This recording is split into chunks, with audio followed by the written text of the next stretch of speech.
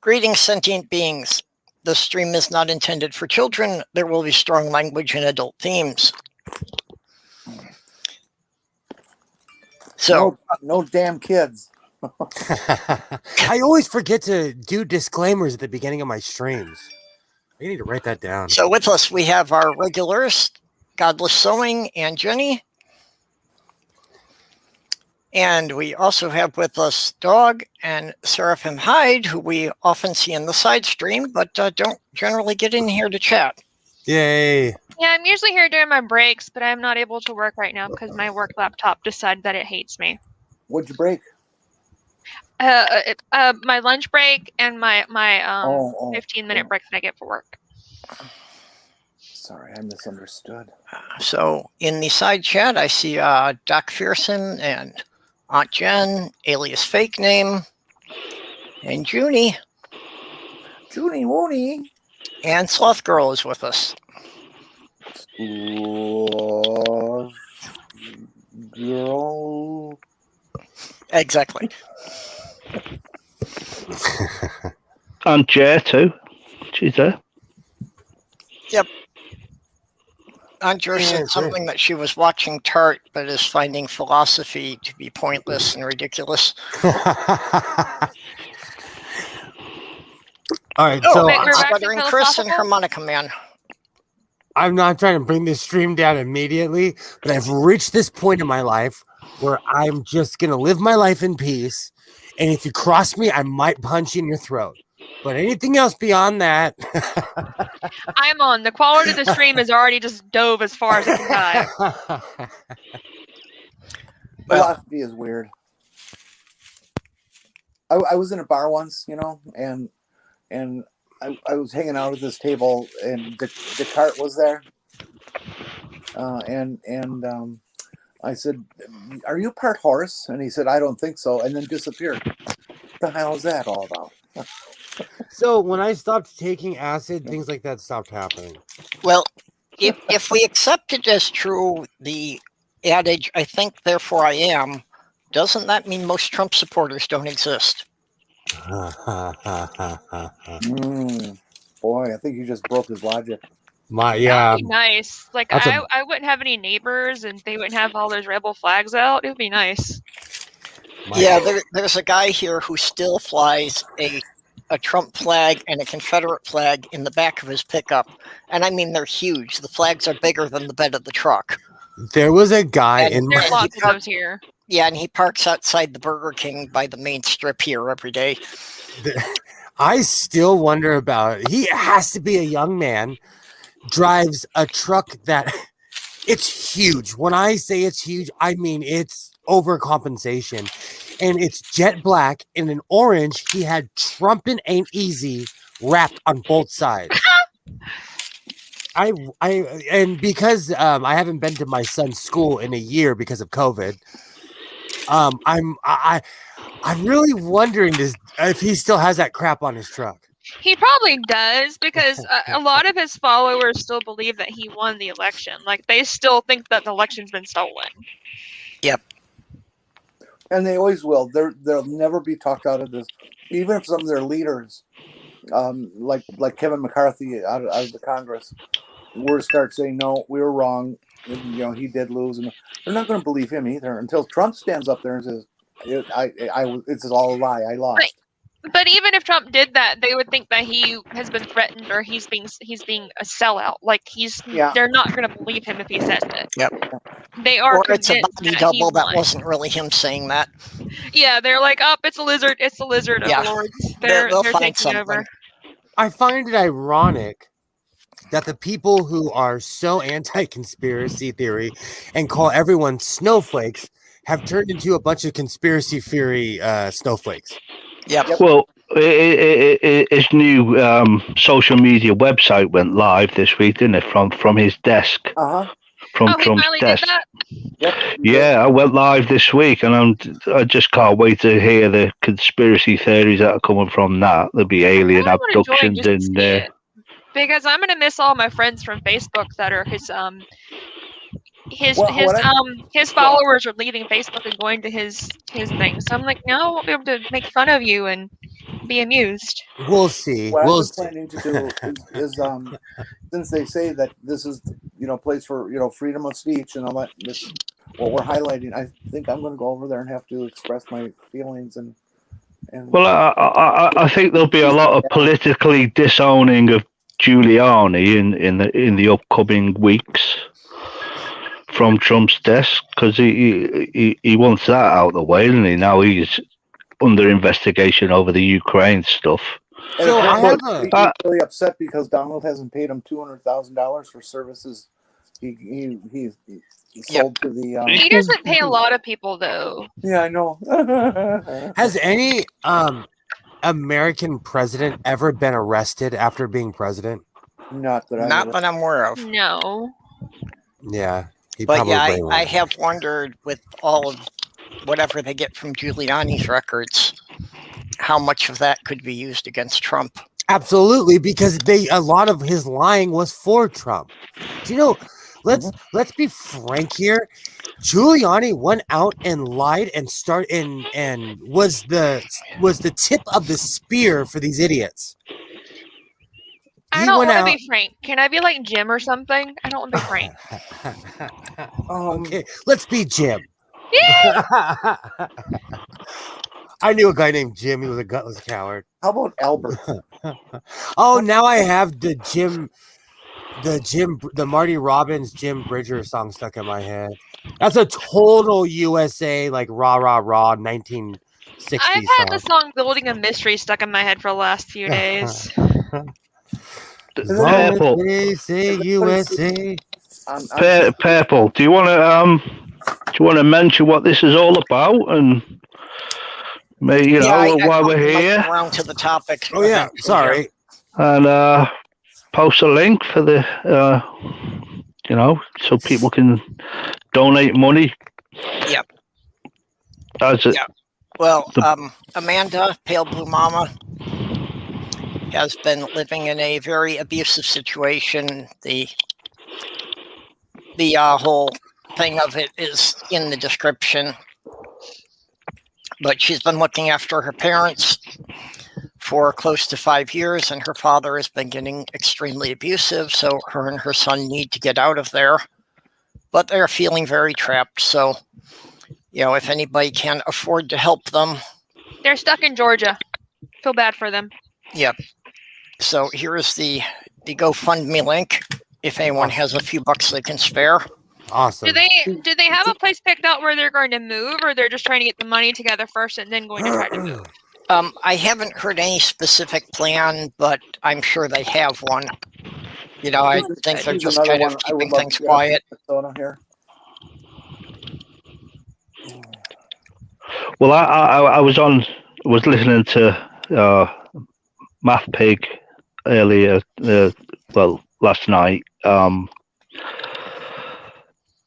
There's enough money raised for deposits and the month's rent, and everything now is just for furniture and bits and bobs and moving fees and things like that now. Yeah. Well, the area that she lives in, I think she said she lives close to Atlanta, if I'm not mistaken. Atlanta's expensive as shit, so she's gonna need a good bit of money to move. Herb, is there anyone backstage? Oh, sorry.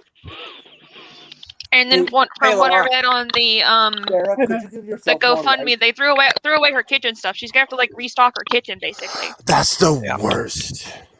I've had that happen to me before because of an ex-boyfriend, so I completely understand it. Like it's horrible to lose all your kitchen stuff. Hi, Laura. Hello, how are you doing? Hi, well, I don't know. How are you? Hi, Laura. Didn't mean to be ignoring you. I was just trying to edit the description in another window, so I didn't see you come in there. Yeah, that's okay. Hey, Sarah, could you boost your light so we can see what you're actually doing? Can I boost my what? Boost your light. She wants to see what you're drawing. So, Laura, is it not dark enough? Is it not bright enough for everybody? It's dark as hell. Laura, I have so many questions. Is there any election results? I don't know. I haven't checked yet. I do know that there's a big one going on in Scotland, and if they get enough, it'll be able to sort of force the government into a let's have another referendum for Scottish independence. Yep, Mhm. that's a big deal. Yeah, but one of the things that happened today was that the leader of the I don't know, separatists, you could almost call them. She was basically confronted by a right-wing racist and said, "You're a racist and a fascist." Awesome. You gotta love that. Oh, I saw that. I know what you're talking. I actually saw that. Yeah, Nicola Sturgeon. Yes. Were those the UK, the Britain First people? Yes. They were Facebook famous years ago. Yeah. Is that better? I just hope Lawrence Fox doesn't win as mayor of London. As long as he's not gonna win, he's not even a realistic one. But the thing that I want to see more is that Count Binface beats him. I'm following Count Binface on Me Twitter. Too. I love Count Binface. Me too. There's a thing called Count Binface. Yes, and they call what are their pronouns? I don't even know what to call them. They call us aliens. I don't really pay attention to United States politics. I don't think I have the attention span to pay attention to politics everywhere else. They call us aliens because we're American? No, because we're Earthlings. Oh. Count Binface's platform is more legitimate than Lawrence Fox. Lawrence Fox is just somebody who hates people who are not straight white cis.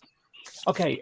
I'm gonna, Purple, if you don't mind, I'm going to share my screen. Yes, that will just show you Count Binface. This is when he stood against the Prime Minister of England or Britain of the UK. It's a guy with a bucket on his head. It reminds me of Ned Kelly. There's Lawrence. As I understand, he used to be Lord Buckethead, but somebody else stole his name. Well, what happened was one of his things was that he was going to, he was renouncing lordship. He didn't think the lords, was a great thing because they're unelected. They're appointed. And so it's like, okay, well, as it would be unfair for me, not, him being Count Binface, Lord Buckethead. It would be unfair for me to say that the House of Lords should, be elected and me keep my Lord, Lord Buckethead title. So he relinquished his Lord Buckethead title and became Count Binface. Well, back in the 80s, we had the Monster Raven Looney Party, Screaming Lord Such. He is a member of the Monster Raving Looney Party. Okay, but then didn't somebody else claim the Lord Buckethead title? I saw there was some kind of fight about that. I'm not sure. To an unindoctrinated American, he looks like a Ned Kelly to me. Well, no, I just thought that was hilarious. The idea that this guy has been running as a parody candidate and has become so well known that somebody thought it was worth stealing his name. Yeah. That actually doesn't. Did they steal the name, or did they just think that their name was unique, or did they legit know it was his name? No, it was like a duplicate costume and everything. Oh, snap! Yeah, that looks more like a dollar store Darth Vader outfit. The bucket doesn't look like a bucket. It looks like one of those sand-filled cigarette butts. Or Poundland, as we call it here. I have one of those at my shop. Those are like fading away. I have two of those. They're awesome. Old school ashtrays. Sell one on eBay. But Will, you're already a character. There's a whole section. I would say you're the love child of Riff Raff from the Rocky Horror Picture Show, and Gru. Thank you. Give Jenny a chance to talk here. No, that's okay. Just ignore me. Sorry, Jenny. Go on. I'm here. I come to these things so everybody has someone to step on. So go ahead, continue. Okay. Manda's original goal here was $3,000. At this point, they are only 700 or pounds rather, not dollars, but they're only 735 pounds short. So wouldn't it be hilarious if we could get her cranked up to the goal before the marathon actually starts? That would be. I would donate, but my car is still being worked on, so I don't have anything to donate. I'm sorry. Yeah, we don't want anybody to bust themselves for it. I've donated, so Yeah, I sent something a couple of days ago. my conscience is clear. Well, for me, it's a bit, but I can't at all right now because I'm online here and I'd have to log off. Well, for me, it's paying it back to the community since everybody, donated so much to help us move. So Okay, that was just over a year ago. So I just looked it up because I knew I'd saved it. This is Count Binface's manifesto if he becomes the mayor of London. So London Bridge to be named after Phoebe Waller. I don't know who that is. Hammersmith Bridge to be repaired and renamed Wayne after the former England international footballer. 3, Croydon to get a facelift, ironically. 4, no shop allowed to sell a croissant for more than £1. 5, free parking between Vine Street and the Strand for electric vehicles only. HS2 protesters be allowed to build their own tunnel at Euston all the way to Birmingham, to be followed by a second tunnel that links Birmingham to Manchester. This is about HS2. 7, Finnish Crossrail, that's east-west railway line. I'll be right back. And it's way behind. It should have been opened 2 years ago, and it's going to be another year, I'd say.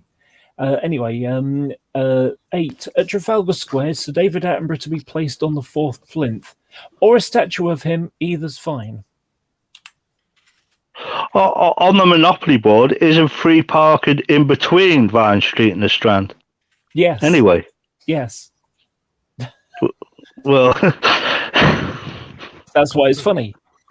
Speakerphones on public transport to be banned. Offenders forced to watch the movie version of Cats every day for a year. Is that the version with buttholes or without? I don't know. I haven't watched it, so I haven't watched it either. But there was, I don't know. I'm pretty sure it was a joke. But there was like a joke about the fact that there was a version with the buttholes not edited out. Because you're cat. So you can see the full pencil sharpener. Exactly. So 10, London to join the EU. This is a great one because after the NHS saving the country, all the nurses saving the country, and they get a 1% pay rise from the government. Well, what happened? Number 11, all government ministers' pay, including the mayor's, to be tied to that of nurses for the next 100 years.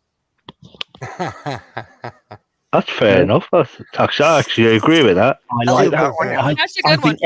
I think everybody except for Tory ministers. So 12, loud snacks to be banned from theatres. The Trucker Raider to be turned back into a truly top-notch video arcade. Crazy flat earth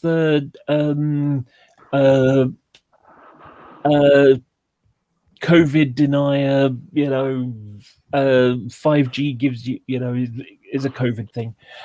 So Piers Corbyn, who Sleeping Warrior. Yeah, Piers Corbyn, who's one of these idiot people that I just described, to be banished to the Phantom Zone. I would also like to see Piers Morgan banished to the Phantom Zone.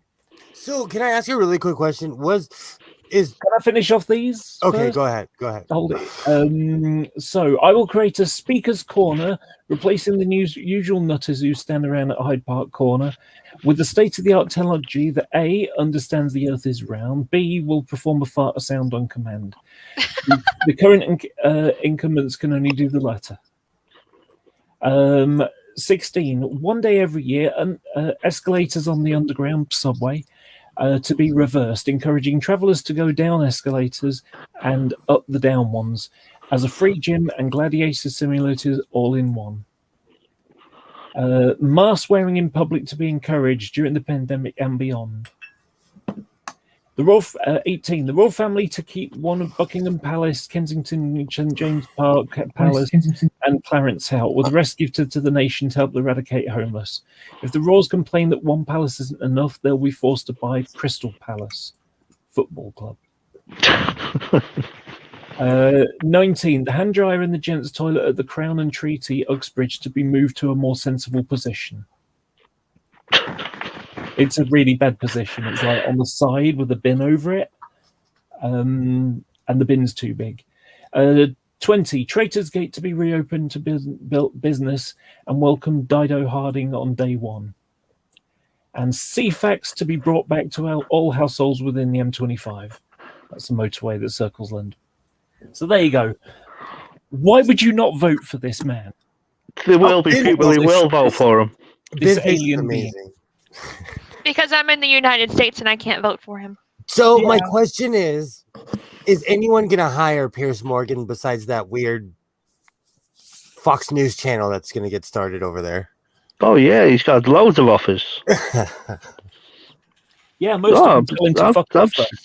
I thought Fox was banned in the UK. I'm sorry, I did drop the F-bomb. I'm sorry. He's had plenty of offers. According to him, but you know, when he's controversial. That's what these do. That's what they want to see. Him badgering celebrities and when people I of saw power. the whole Meghan Markle thing, it made my skin crawl because I didn't like him when he was here in America, and I think in the UK. We didn't like him here in the Yeah, exactly. Yeah, so it's the same. We'd rather you have kept him, but Why do people not like apparently him? he's got a British citizenship, which is shit. I'm sorry, I'm very cynical, and I really don't. He's possibly the only other person that I no, sorry. He's the second person I hate, and Simon Cowell's number one. Well, what about Jeremy Kyle? Well, he's not around anymore. Piers, to answer your question, Jenny, Piers Morgan. No. I know about Piers Morgan. Fuck him. Okay. Why are people hating Prince Harry? Piers Morgan hated Prince Harry and Meghan Markle. He just he thinks that he was I misunderstood. I thought people were hating Harry. And no, Harry's awesome. Yeah. Piers Morgan is a loser. Yeah, I'm embarrassed that my last name is Morgan. Okay, Jenny, there's a text for you.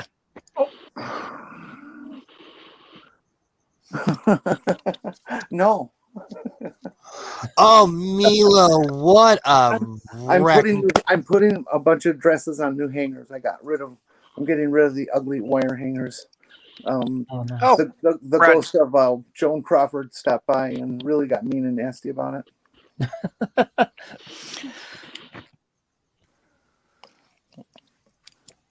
Okay. Now I'm thinking that we need to run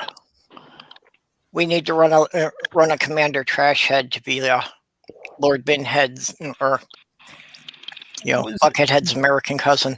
Well, you see, the thing about it is American politics is different to British politics because here in the UK, all you have to do is pay a bit of money as an application. And if you get enough votes, you get your money back. But so it kind of weeds out the people who just think it'll be silly. But, there are some people that are prepared to spend £1,000 just so they can stand on a stage with Boris Johnson or Theresa May when she was around. And it's, with a bucket on his head. It's a thing. Well, I don't even think you need $1,000. When there was Theresa May, there was there was Lord Buckethead and someone dressed up like emo. Yeah. Elmo. Is it Elmo? The red thing puppet. Is it Elmo? Yeah, Elmo the Muppet, yeah. Elmo, yeah. Well, I don't think you even need the $1,000 to run for governor of California. It seems anybody can get on the ballot there because it seems they always have like, at least a dozen candidates. Absolutely. I could run right now. It wasn't the last election there was over 100 people running for governor? Because we have real laws here where an American citizen, if you're enough sound mind and body and you're born here, you can run for office. And that's the way it should be. Yeah. But they let Trump run. I know. He is not sound in mind or body. I agree. But see, Trump is different because hey, Doc. Hello. In America, we bow to people with money. And Trump, even though he appears to have money, that's a whole other subject. We're easy. We're lemmings here.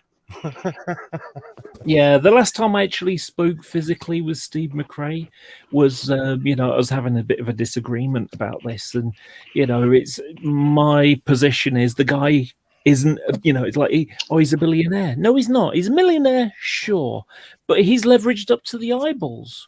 He has, and that's not being a millionaire. Exactly. A billionaire. That's just being a millionaire in more than $1 billion worth of debt.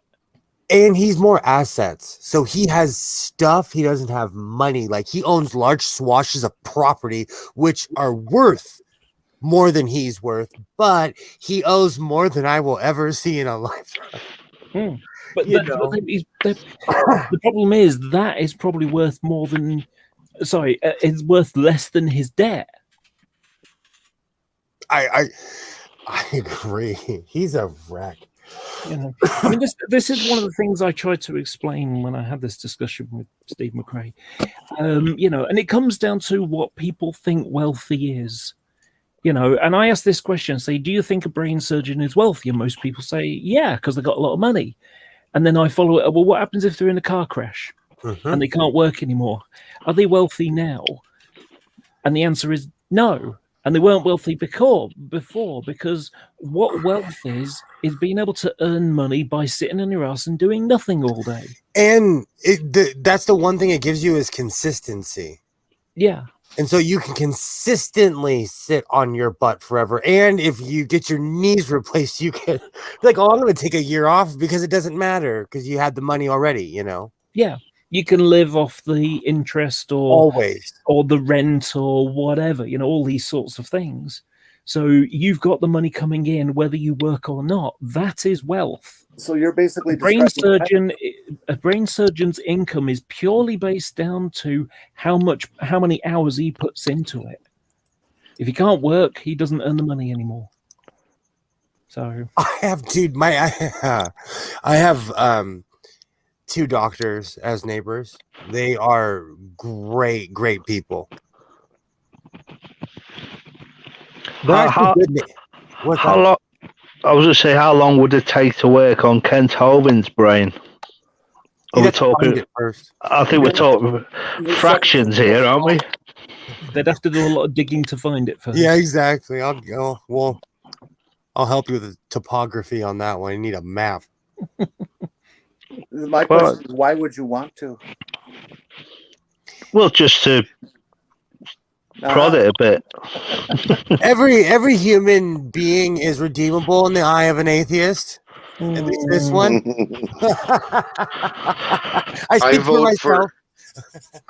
I vote for total cerebral prosthesis. Just replace it. Replace it with a Dell. A 96 Dell. Well, one thing's for sure, that his RAM is like not properly slotted in. We can give him Watson. I hated Watson. That'd be an improvement.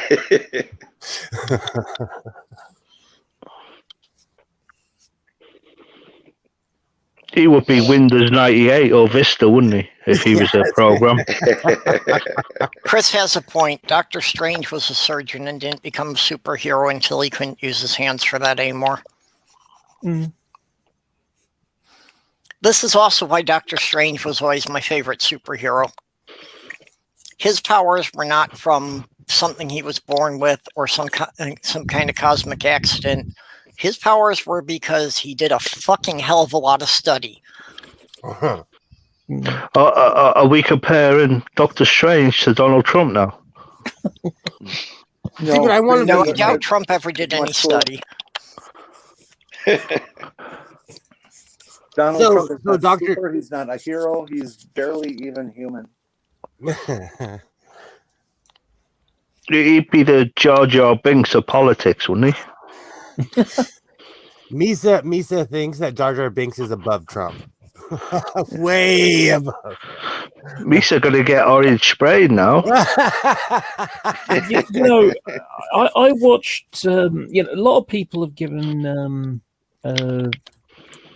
George Lucas a tough time over Jar Jar Binks and pod racing and all that kind of stuff. And I watched a documentary called "The People versus George Lucas." And one of the things I learned in that was that the prequel movies, especially the Phantom Menace, that was a kids' film. That was a film for kids. And so when you think about it, it's a film for kids. Jar Jar Binks makes a lot of sense. And it was also to sell toys. Well, that's why I called it Phantom Merchandise. Oh, sorry, I didn't hear that. Yeah, I said Phantom Merchandise. I mean Menace. Yeah. I do it every time. I have screaming crickets in here. Who are we calling a menace? Crickets. They come alive at a certain time. Yeah. I'm sure you guys didn't hear my cat yowling her head off on wet food. I also think George Lucas is involved in the development part of Google, because, just when something seems to be working just fine, they decide to change it again. I work with the same thing. He couldn't stop mucking around with Star Wars, so he decided to go to Google and continue it there instead. There's something like 24 versions of the original three, isn't there? For A New Hope, Empire Strikes Back, and Jedi. There's 23 versions of it. Yeah. They added extra bits and bits taken off, and anything you could sell, really. But that's all it was. It's just a money franchise. Mm-hmm. So, And Disney have taken it one step forward and doing things like the Mandalorian, which is a pointless show as far as I'm concerned. Yeah. Well, it's a set. Well, I mentioned this on Critical Questions when I was a guest on there this week. It reminded me of the A-Team, where they get every show they get forced into a barn where they're locked in. Then they find a welding torch, some nails, a shovel, a bale of hay, and a pitchfork. Yeah. And they fire bullets that never hit anybody. Yeah, they build out of that lot a fully armored battle tank. Yeah, except that with the welding torch, they light the barn on fire and burn it down while they're still in there. Well, that's right, yeah. And the Mandalorian is the same. It's just every show he palms that baby Yoda kid off on the nearest random babysitter. He's just like a bad teen mom. And then he goes off and does his own thing. Don't care who he gives the baby to. He's Vicky Pollard in a armor. Can I just say, I want whatever Stuttering Chris is smoking. Because you are awesome, Stuttering Chris. Well, he was asking why plumbers got paid so much, but plumbers have been protecting the earth from so many alien races that they kind of deserve it. I actually know someone who's a plumber who got rich and recently bought a $100,000 work vehicle because they made a ton of money being a plumber, and they have one of the most state-of-the-art truck/van. I don't even know what you call it. It's so modern, I don't even know what you call it. But he's rich, and he crawls around on his back all day. plumbers have a very difficult job that is critical to society and exacting in what it needs to do and how well it needs to do it. Yes. They deserve Well, every freaking penny they get. You know, we know that since the Middle Ages, we basically doubled the human life expectancy. And everybody gives the credit to doctors. But actually, a good amount of that belongs to plumbers and sewer engineers because they managed to keep the waste separate from the drinking water. Yep. You know, and seriously, how many hundreds of thousands of people were killed by that before we had indoor toilets? Absolutely. It took humans a long time to learn that you don't shit where you drink. Yep. A long time. A long time. And yet, the irony of it is that we're literally programmed to sort of go, no, this is not good. You know, the reason that we turn our noses up at the smell of poop is because, you know, it's like things that's, you know, food that smells bad smells like shit. make you sick. Things that smell like poo make you sick. Don't Like eat my those roommate's things. cooking? Don't stay away from those things. Seraphin Hyde, Yeah. I had a roommate who was from Ghana, and I never realized what cultural differences were until the man cooked. So her thing is that she thinks that if the meat smells, the meat has flavor. No, that means the meat is rotten. Ew! Well, the other irony is sewage farms. So tap water you'll probably find has passed through 8 people before it's reached your mouth. Because it's just reprocessed through a sewage farm and pumped back into the fresh water system. It's clean. Of course Yeah, it's as long clean. as it's properly purified. Oh, we have reclamation plants all over LA. Remember, every drop of water you drink has been drunk and pissed and shit by somebody else. Yeah, well, From the toilet to the table. I haven't heard that in so long. you know, and if we have an apocalypse and society crumbles, that's still what's going to be killing the most people is not having suitable drinking water. Or people knowing how to find suitable drinking water. Well, that's what I mean. Most people won't know. They won't know what to imagine- do with it to make it safe to drink. Wow. Some people don't know what to do with it if their internet doesn't work. Yeah, a lot of people have that They problem. couldn't survive without a mobile phone. Yeah, we had a couple of power outages here. One of them happened in the middle of the night, so not many people noticed, but one of them happened in the evening, and we were without power for 2 hours, and yeah, people were panicking. Yeah. I can survive without the internet.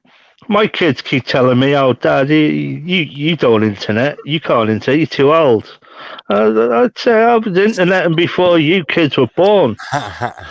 I internet like a boss. Now I live in Norfolk, in the middle of nowhere. I actually pay a delivery fee on top of the delivery fee if I want a takeout, and that's how far away I am. Yeah, because I'm so good on the internet, there's 500 Japanese women within 5 miles of me that want to have sex with me.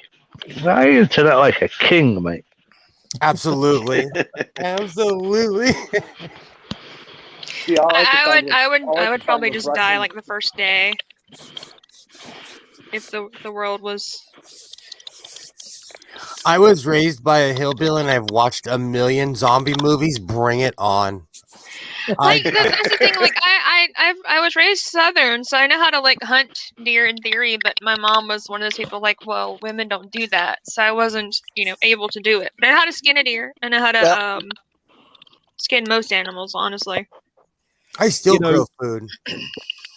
In the movie Waterworld came out in the summer of '92, I think it was, and where I live, it was a drought year. It was a really hot summer, and the reservoirs were emptying. And so, they what happens when it gets like that is they have a hose pipe ban, so you're not allowed to hose your garden down, to put water on your flowers or whatever. And my joke at the time was Waterworld. The entire planet is covered in water. And it's Kevin Costner's quest to find out why Northwest Water's still got a hosepipe ban on. Well, the only thing that film needed was a super yacht with 2 of every animal on it. I like that movie, though, actually. I think it's a really good movie. What, Waterworld or Noah? Waterworld. I Starring love Bodie McBoatface. I love that movie, and they had a live action show at Universal Studios forever, all the way up until the early 2000s. They had that show. It was awesome. I love the music on the album is fantastic as well. They would pay attention to soundtracks back then. They really put real artists on soundtracks. I'm 90s biased. I think the guy who owns the soundtracks these days got to be Hans Zimmer, hasn't it? Surely. Yeah. He owns movie soundtracks. I think his stuff is great. Yeah, I forgot what his name. Newton Howard. What was his name? Is it James? Jim? We're all Jim today. We're not Frank. We're Jim.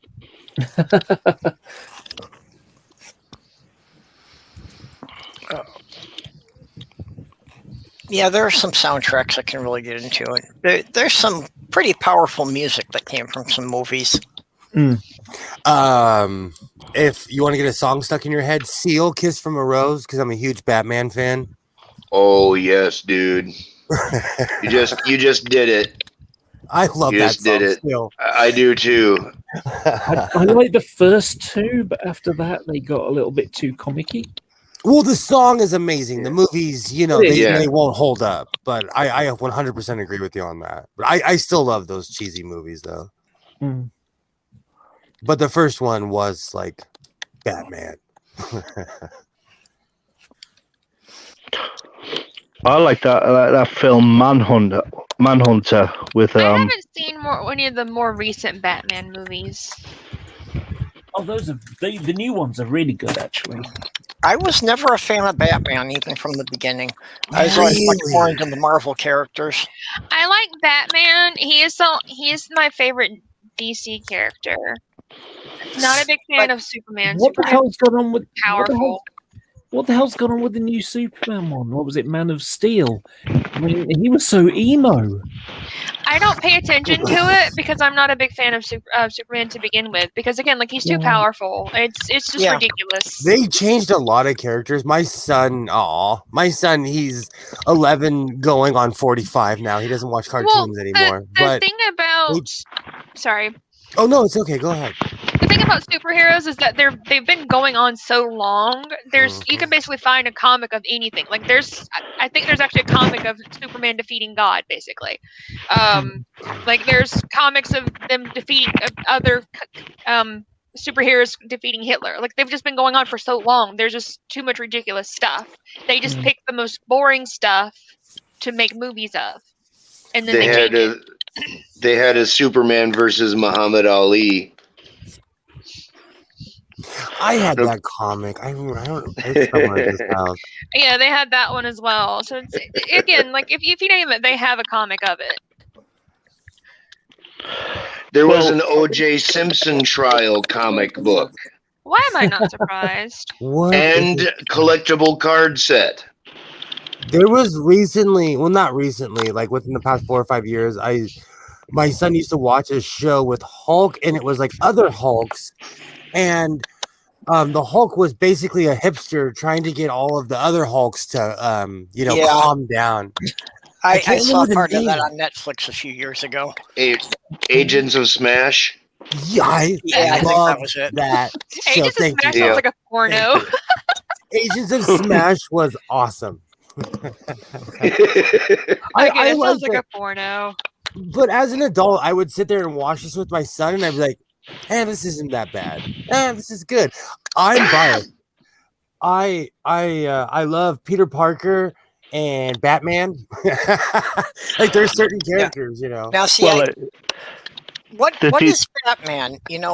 Batman's only superpower is virtually infinite wealth. Damn If right. it's not for the R&D of Wayne Enterprises to make all those gadgets, Batman is just an idiot running around in a cape. Yeah. Well, your That's true. definitive Batman is Adam West. So you Yes. quite literally, I we quite hated literally that film so stumbled much. across one of my most favorite lines, actually of all time. It's in the Christian Bale movies when there's all these Batmans. They're beating up these bad guys. And in the beginning of the movie, you're like, what the heck's going on?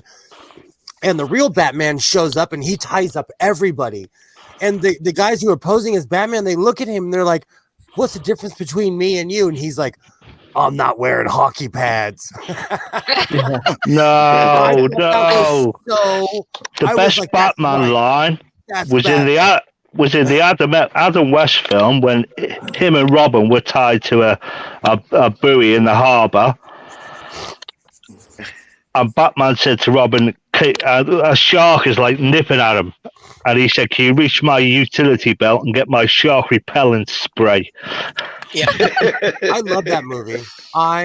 That movie was on Netflix. I used to fall asleep to that movie. I loved that movie.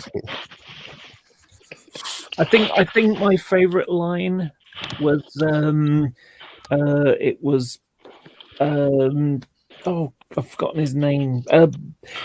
The tech guy, black guy, was God in Bruce. Morgan Freeman. Morgan Freeman. Oh thank you. yeah, Morgan Freeman.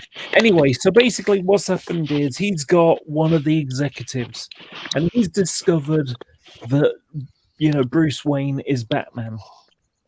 And he says, and it's sort of like, okay, so your client, he's a lawyer for Wayne Enterprises, that's it. So anyway, so your client spends his night beating criminals with his bare hands, and and this is the guy that you want to I forgot what it was now. Blackmail. Oh, I'm gonna find that quote now. My favorite Batman line was Batman is kind of like tied up with Robin, and Batman looks at Robin right in the eyes and says, "I love you more than anyone I've ever known. Will you marry me?" Yeah, Oh, no, Batman I'm and sorry, Robin I'm spend sorry, an that was- awful lot of I'm time sorry. tied up together. That wasn't Batman. That was Buttman. Sorry, wrong film. I mean, same thing. I was about to say, I don't know what movie you are. There is a really cool part in the Michelle Pfeiffer, the one where Catwoman's in, when they're dancing and they discover that Michael Keaton is Batman and Michelle Pfeiffer is Catwoman, and there's a point where they look at each other and they're like, "So are we supposed to fight now?" I love that line. That's another good line. See, Batman's awesome. They've just kind of made Batman crap character lately. Fight me. Come and fight me over it. my favorite character in the Batman Superman saga is Wonder Woman. I'm sorry. I like Batman because he's the one that has a contingency plan that if all the others go psycho, he has something to kill them. Here it He is. knows the others can't be trusted. Okay. Suppose Batman gets arrested for being a vigilante and, basically beating people up without them getting a fair trial. So they make him go into anger management. Would That would be Harley awful. Quinn be his therapist too? I found that quote. You think your client, one of the wealthiest, most powerful men in the world, is secretly a vigilante that spends his nights beating criminals to a pulp with his bare hands, and your plan is to blackmail this person? Good luck. That sounds like a legit plan. That's a good. That should work perfectly. Yeah.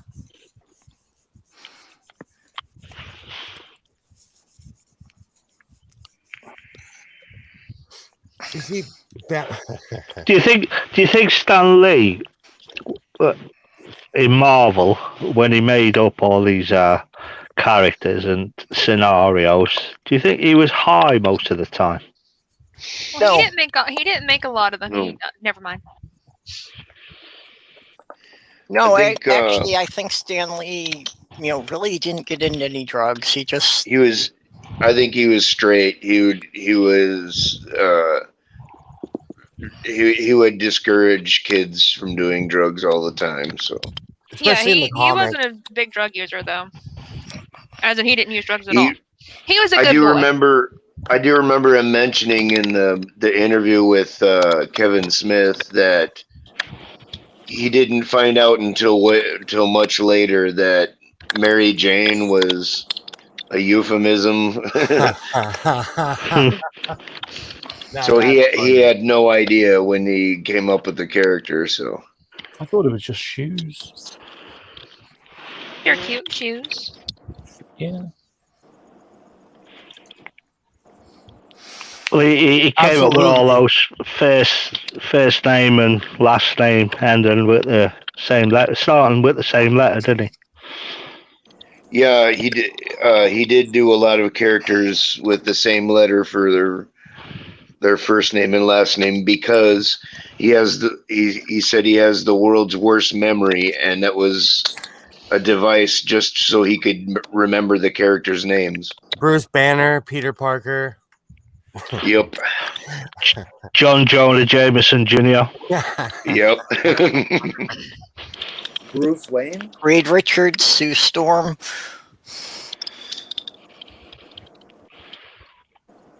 See, we're all thinking of names now. Millie the model. Boopsie. The Penguin. Kidding. I'm Pepper kidding. Potts.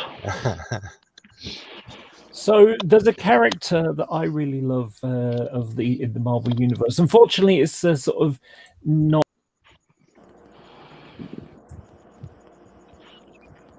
Whoops. Where's Laura? Laura must have lost the connection there. It's always at the good part. It's always at the good part. I used to complain.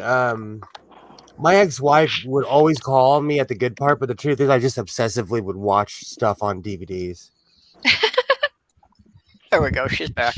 Sorry about that. I accidentally pressed the button to turn my camera on, and it automatically turns everything else off. I don't know what it is with this. Not very nice of it to do that. System. It's a StreamYard thing. It seems to be.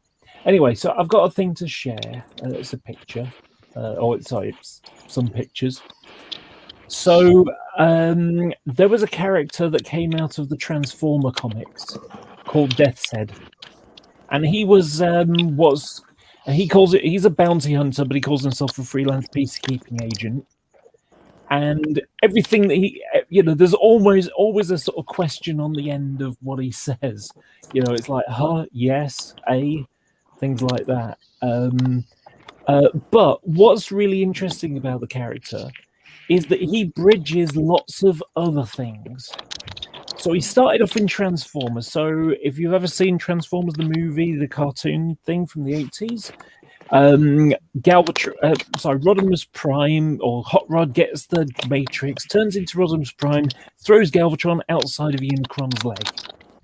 Well, the Decepticons start the war up again, and Rodimus Prime's got to deal with that stuff, and he hasn't got time to go into Galvatron's body, so he puts a bounty on Dead or Alive, Galvatron. And Death's Head goes looking for him, and the character was so liked that they ended up using him a couple of other times, and then it was like, interesting enough that they made their own comic. It was a 10-issue comic for Death's Head. And in the start, before this started, Marvel UK was different to Marvel in the US. So for the Transformers ones, which was the main comic that I got as a kid, you had American stories and they came out once a month. The comic, which meant there were about 80-something issues for the entire years of the Transformers first generation stuff. But for the UK, we had one every week. So you'd end up having, maybe 4 episodes of an American story, and then you'd have like several months worth of a British one. And with the British one, this is where this Death's Head character came along. So it's a part of the Marvel UK universe, but isn't a part of the general Marvel universe. And at the time, Marvel UK used to do comics for everything. They did it for Visionaries. They did it for Zoids. They had Doctor Who. They had Care Bears. They were producing comics for all sorts of, Rainbow Bright. Yep. All sorts of things. And one of the I other remember things those from all sorts of 80s toy lines. Yeah, but one of the interesting ones was also Doctor Who. So Death's Head meets Doctor Who. And Doctor Who blasts him with something called something tissue compressor. Tissue compression tissue eliminator or something. And it didn't do so much eliminating, but did a lot of compressing. So it took him from an 80-foot tall Transformer-sized robot into a sort of 7-foot tall robot mechanoid. Because he's a mechanoid, he's not a guy in a suit. And in the UK one, he meets up with the Fantastic Four, which is a really funny one, and Iron Man as well.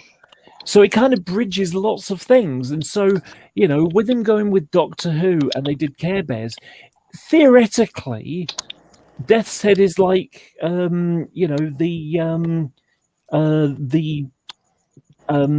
was his name? John Munch of the Marvel universe.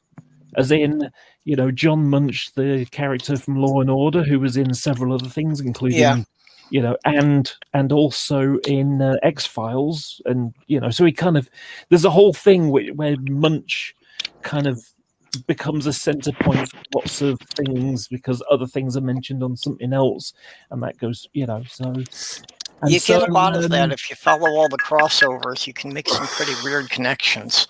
Yeah, that's what I mean. So theoretically, you could have Megatron stomping on Care Bears.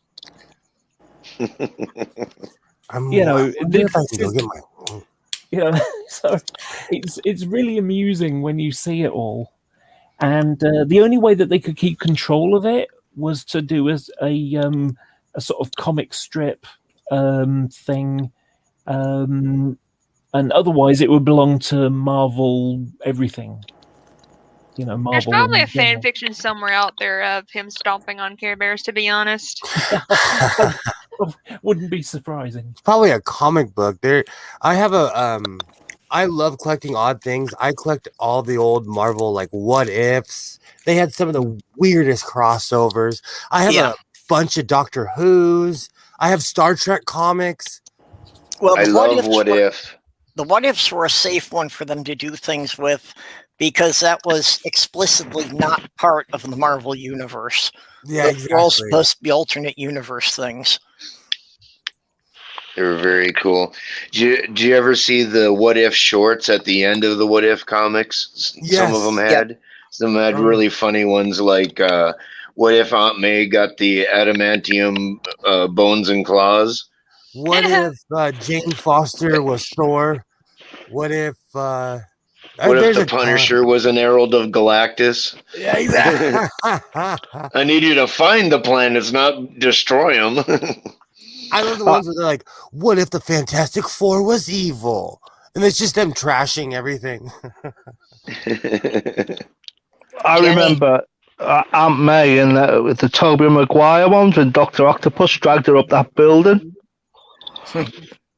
And, he dropped her a few times and Spider-Man caught her and hung her on the ledge and whatnot. My nan was about 5 years younger than her. And I remember her take me out for ice cream and she tripped on the curb and shit herself. I had to go home while she changed. So hats off to Aunt May. She's got some balls. There was a what if with an anthropomorphic spider. That what if the spider was bitten by a radioactive human? That's hilarious. What? There was a crossover, wasn't there? Spider-Man versus Superman. Yeah. Yeah, there was a long time ago. They used to do a lot of crossovers, though. Hmm. Well, the Spider-Man versus Superman one was unique because that was the first one that was a crossover of a DC and a Marvel character. Oh yeah. And then they had those amalgam comics in the, I think it was mid to late 90s. That was pretty interesting, and that's where they actually blended DC and Marvel characters. Wolverine was amalgamated with Batman and became Darkclaw. It's pretty weird. Things we'll never see a movie of, basically. Yeah. Well, I think we need to match them up, with their logical opposites there. So we should have something like Batman versus Iron Man. Because basically, they're both a couple of spoiled rich jerks who just dress up in costume and beat people up. The one I'm actually loving at the moment, and I've never read the comics, and I wish I did now, is The Boys on Amazon. That's awesome show. Oh yeah, I need to finish that. That is hilarious. Well, amazing. And they've got a new cartoon, Invincible. That's pretty damn good. Is that to do with The Boys as well? It's not directly connected to The Boys, but Seth Rogen is one of the executive producers. Oh, right. It's a superhero cartoon meant for adults. What was the name of it again? Invincible. Oh yeah, I saw that. It is based off of a comic though. Yeah. I forget which company, one of those obscure ones. Yeah, it's not DC or Marvel, nor is it Dark Horse. It might be Dark Horse. No, it's not Dark Horse. Another cartoon I ran across on Netflix a few years ago Image Comics. It's by Image Comics.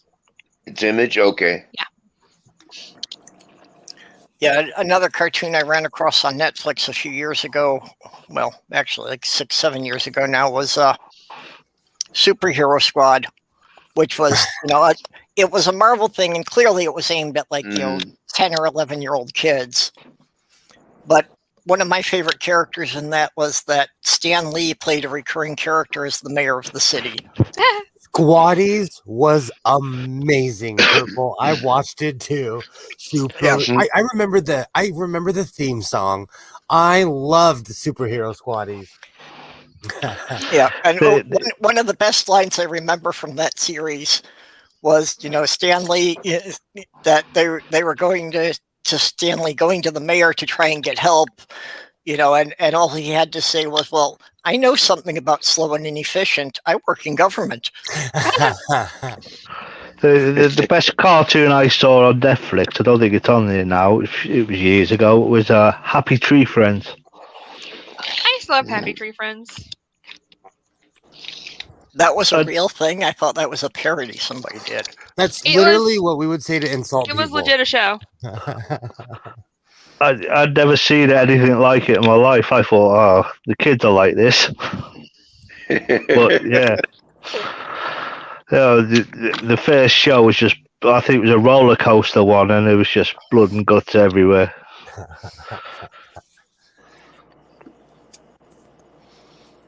I used to like Pop and Son. It was like two cute little bear, a daddy bear and a little baby bear. He was always like, I think one, he had his retinas burnt out through the back of his head, when he made him look at dolphins through a telescope, but when he looked away and the telescope shone at the sun. Another one, he ended up in the what do you call it, the waste disposal unit. So he lost the bottom half of him. Well, he died in the end. He always died every show. Poor baby bear.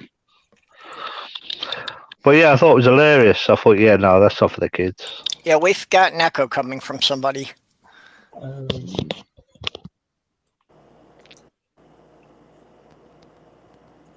It's not me, is it me?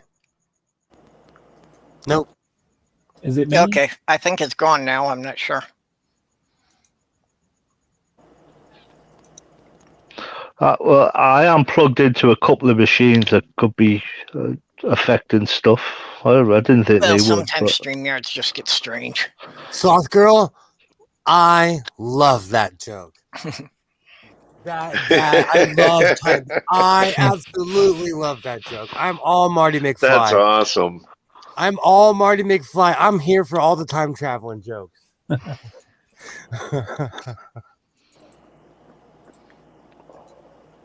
She's just trying to change subjects on the discussion because superheroes are so goddamn boring. Now I have the Squatties theme song stuck in my head.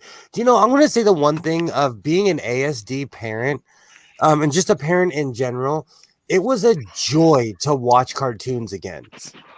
It was an absolute joy to be like, hey, tell my son, like, oh, you like this Sonic the Hedgehog? Let's watch this version. Or like, I loved watching cartoons again. So I enjoyed my time. Yeah, I pretty much never stopped. I want to find a source for the original Popeyes, the black and white ones that had a depth to their animation, a 3D depth to their animation. That were, I don't know when they were made, back in the 30s and 40s, I believe. I guarantee, I'll have to look, but like, I guarantee you, if I go to my mom's house, she probably has those because my dad loved Popeyes and they collected those like old movies. They have a bunch of like Abbott and Costello, like they have a ton of stuff over there and it's all on VHS. I should go rescue that. I think they got annoying with my kids because they fell in love with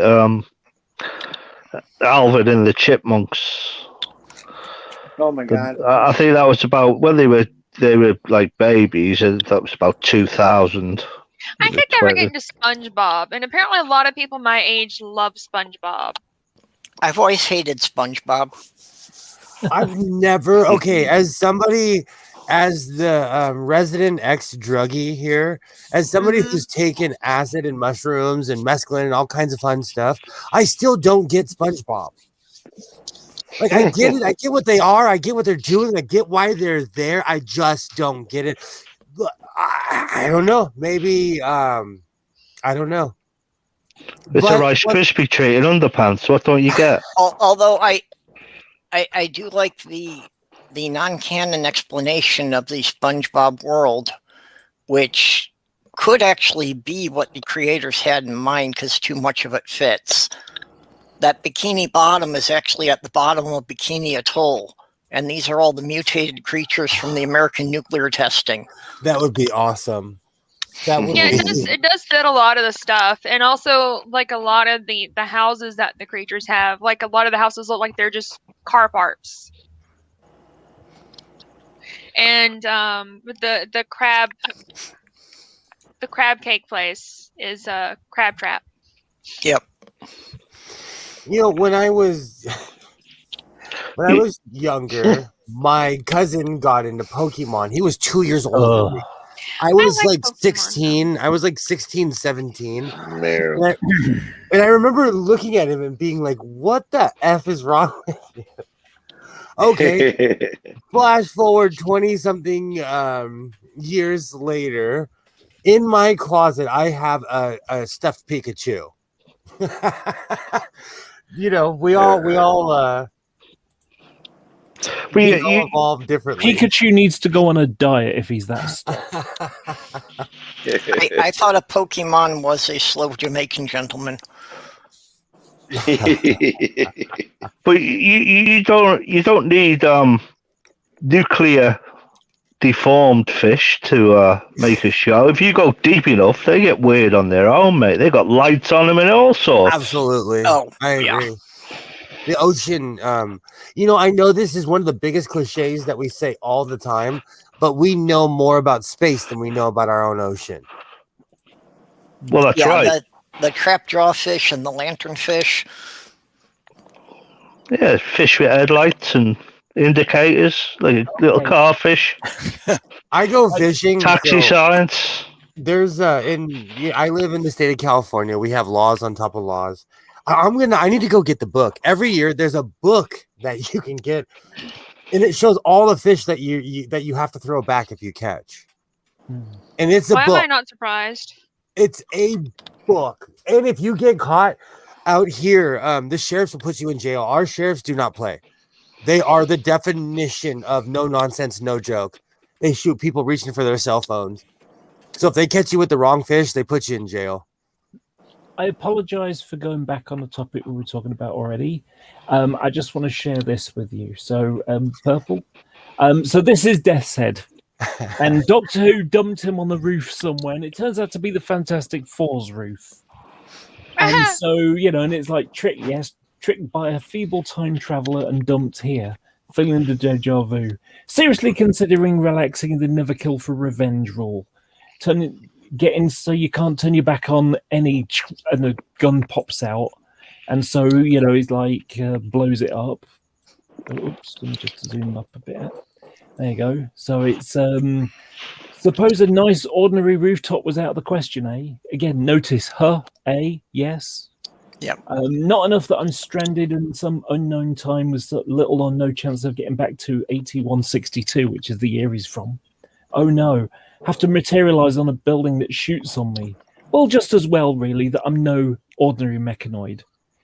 And it's this one that just makes me chuckle the most, and it's no problem, the day a freelance peacekeeping agent of my caliber can't handle a little gun like that. And then you got like, yep, and then a big pile of guns. The bit on the right, yeah. It's like, sigh. That humor just really makes me chuckle. Yeah, and Reed Richards did kind of flip out after he had a kid with the security systems. That was exactly it, it was that he built a security thing for the kid, and but like I say, it's just funny. That's why I like the character as well, because it wasn't just this is a superhero does stuff, but he has a little funny, rather sardonic wit. So he was Deadpool before Deadpool was Deadpool. Yeah, kind of. Except for, well, no, Deadpool's just like crude. Well, yeah, it's the same along the same line, just the wittiness, not taking itself too seriously. Yeah, is what I meant. Chris. Oh yes, definitely. Yeah, Amanda's fundraiser. The main part of it actually is going to be running like all day today. I think starting like around noon our time, because it's starting early in the morning in the UK. That they're going to be running it all day. So I think mostly it was just until she, gets enough funds to make the move. I don't think they have a specific cutoff date. But it's looking pretty good there that, she's got a good start going on it. Cool. So I expect that, they probably will get the money. And okay, well, somebody's been donating during the stream. They picked up a little bit. Nice. Well, hopefully when she does move, they'll have like an Amazon wish list for stuff that she needs for the house or apartment or wherever she moves to. No one asked you, Amazon. Jesus. Oh, I'm getting my nosy ass speaker. I'm getting my second vaccine today. Awesome. Yeah, I got my second shot last because week. I need to get a ride to it, and that's kind of a pain in the ass to get. Yeah, we've been doing it very different in the UK. So they kind of realised that they could leave it like a few months between doses, which meant it was easier to get lots of people vaccinated for the second dose, which will give them a sort of like, let's say, 75% chance of, becoming immune. And then the second dosage, which tops it up to like 95 or whatever, it is. And so as a result, it was better to have most people vaccinated 75% than a small number completely vaccinated. I had wondered about that because I had heard people talking about, being a month or 6 weeks between their shots. And for us, it was only 2 weeks. It is 12. It's been 3 months Well, for us. I'd have to get a ride to get my shot, and kind of finding a ride for stuff is kind of a pain in the ass. Like, it took me forever yesterday to find a ride to my work to get stuff to hopefully fix my laptop, and laptop is still broken. So now I need to find a ride to work because, unfortunately, a Lyft or an Uber is like $45 one way, and $90 to and from work is kind of a bit steep. Yeah. Yeah. Wow. That's a good chunk of your paycheck there. Well, the thing we shouldn't forget is COVID is still very much alive. It's kicking off in India at the moment, isn't it? Big time. Yeah. Well, and a lot of the southern states in the U.S., it's still going pretty well too. We never closed in Georgia, so yeah, it's going strong. Yeah, and Florida is just handling it horribly. And my work is like, oh, we're going back to the office in June. I'm like, I'd really rather not, to be honest. Even Minnesota here, the governor has announced that the mask mandate will be lifted July 1st and a bunch of the other restrictions. So I guess they'll be opening all the restaurants to full capacity. We already restaurants that here in are basically Iowa. open already. Ignore them, people. Mask up, social distance, wash your hands. Yeah. Oh, absolutely. Ignore what the government say. Use your own brain. They're loosening everything here in California, and I'm just, I'm just done with people. So we were a mask for a while. They're loosening it because people have gotten sick of it, not because they've gotten things under control. Yeah, exactly. Yeah, that's basically why Georgia never really shut down, was because they know that people wouldn't want to do it anyway. Yeah. So they're like, well, there's really no point in shutting anything down to begin with because people are going to be pissed off about it. Well, and that's Florida never got under control because they didn't want to lose the tourist money, so they had to have people coming in from other states all the time. Yeah. Which was wonderful because then people had these massive beach parties down there and brought it back to 23 other states. Yeah. Oh. This is exactly what happened during spring break last year when we had a giant spike after spring break. Yep. It's amazing how many, particularly Republicans, because Trump turned it into a big political thing. It's amazing how many Republican senators and state, legislators and leaders and all that kind of stuff are the COVID fan club. Yeah. Well, and there's still so many of the Republican governors and Congress people, that are still basically saying it was a hoax and telling people they don't have to wear the mask. Yeah. Yeah, there's still a ton of people who think it's a hoax and that it's not real. But don't forget, this virus is mutating hundreds of thousands of times every single day. And a few of them, well, we've had about 12, 15 odd that have stuck out, and soon they're going to be immune to the antidote we have. Yeah, exactly. Well, that's why a lot of people aren't wanting to get vaccinated, though, too, is because they've been told that, so they think there's no point in getting vaccinated. Well, what they don't get is it works the other way around, is that the more people who aren't vaccinated, the more chances that is for the thing to mutate into something that the vaccine can't protect against. Exactly. You know what the really bizarre thing is, though? It might be good in the long run. I should probably plug in my tablet so I can actually draw on it. That would be a good idea. It might be good in the long run. No. Because, no. You. I'm being cynical here, and this is that. If the Republicans if it's become, if you wear a mask, you're not a proper Republican. That means that there's going to be a lot of people, proper Republicans who are dead, thanks to the Hooray. vaccine. Which means the chances of them getting in office anytime soon is going to be diminished. Yeah, Hooray. well, and I wouldn't care if it wasn't for the fact that they're going to infect a lot of other people who are doing the right thing. Exactly. Yeah. I have a neighbor she's an outspoken Mormon, and she was bragging about how she thinks she's had the coronavirus like 4 or 5 times. Yeah. Oh, a lot of people do that. Like, oh, well, I had the sniffles and stuff, so I had the coronavirus. No, you just had the sniffles. And I'm dramatic. Well, so I Donald asked her- Trump attempted to have it, did he? Donald Trump attempted to have it. I mean, there's no way he had it and kicked its ass in 2 days. No way. Yep, that's right. But he's Trump. He can do all things. He is the chosen of God. Well, You didn't know that? Also, Trump got the ironic. best medical care possibly available and got some yes. treatments that were not approved for people yet. That has nothing to do with it.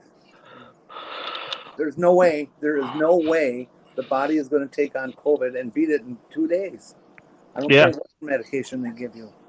Unless you, That medication was that good that it took. Now, are you doubting our Lord and Savior Trump? Everywhere. unless you like what Sarah says, that he's Jesus' brother. He is. He is. No, he's not Jesus' brother. He's the chosen of God. So, are you doubting our Lord and Savior Trump? That's you should not. If God's nearsighted, if Trump is our Lord and Savior. Donald H. Christ. Donald H. Christ. Isn't that why he's named Trump? Because he beats everything? Exactly. He trumps everything. You know what's lost funny? the election. The idea of Trump being like God's. No, it was stolen.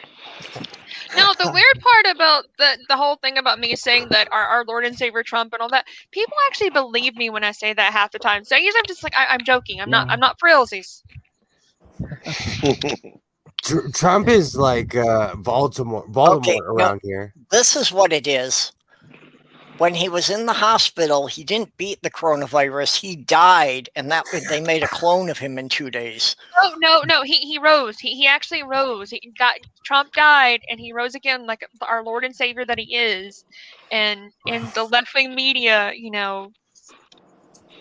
hit it. They're trying to make it where we don't know he's our Lord and Savior. So the clone came out more obnoxious. You couldn't grow a clone of Trump in 2 days. You need at least a month. Have you seen him? And then you've got to spray. You got to take 3 months to grow. But you've got to spray paint him. You got to spray paint him. You got to glue all that straw to his head. No, you have to. Have you seen the video of little? And then you little got bushes. They're called Trump. They look like Trump hairs. And then you got to pack his head with bullshit. Of course, I mean, so much bullshit. That's 24-hour, 7-day-a-week job to fill the bullshit in his brain. Pack it in with a jackhammer, and then you inject it with bleach, of course, and shine a UV light down his lungs, and then put a nappy on him and a diaper, and then send him off to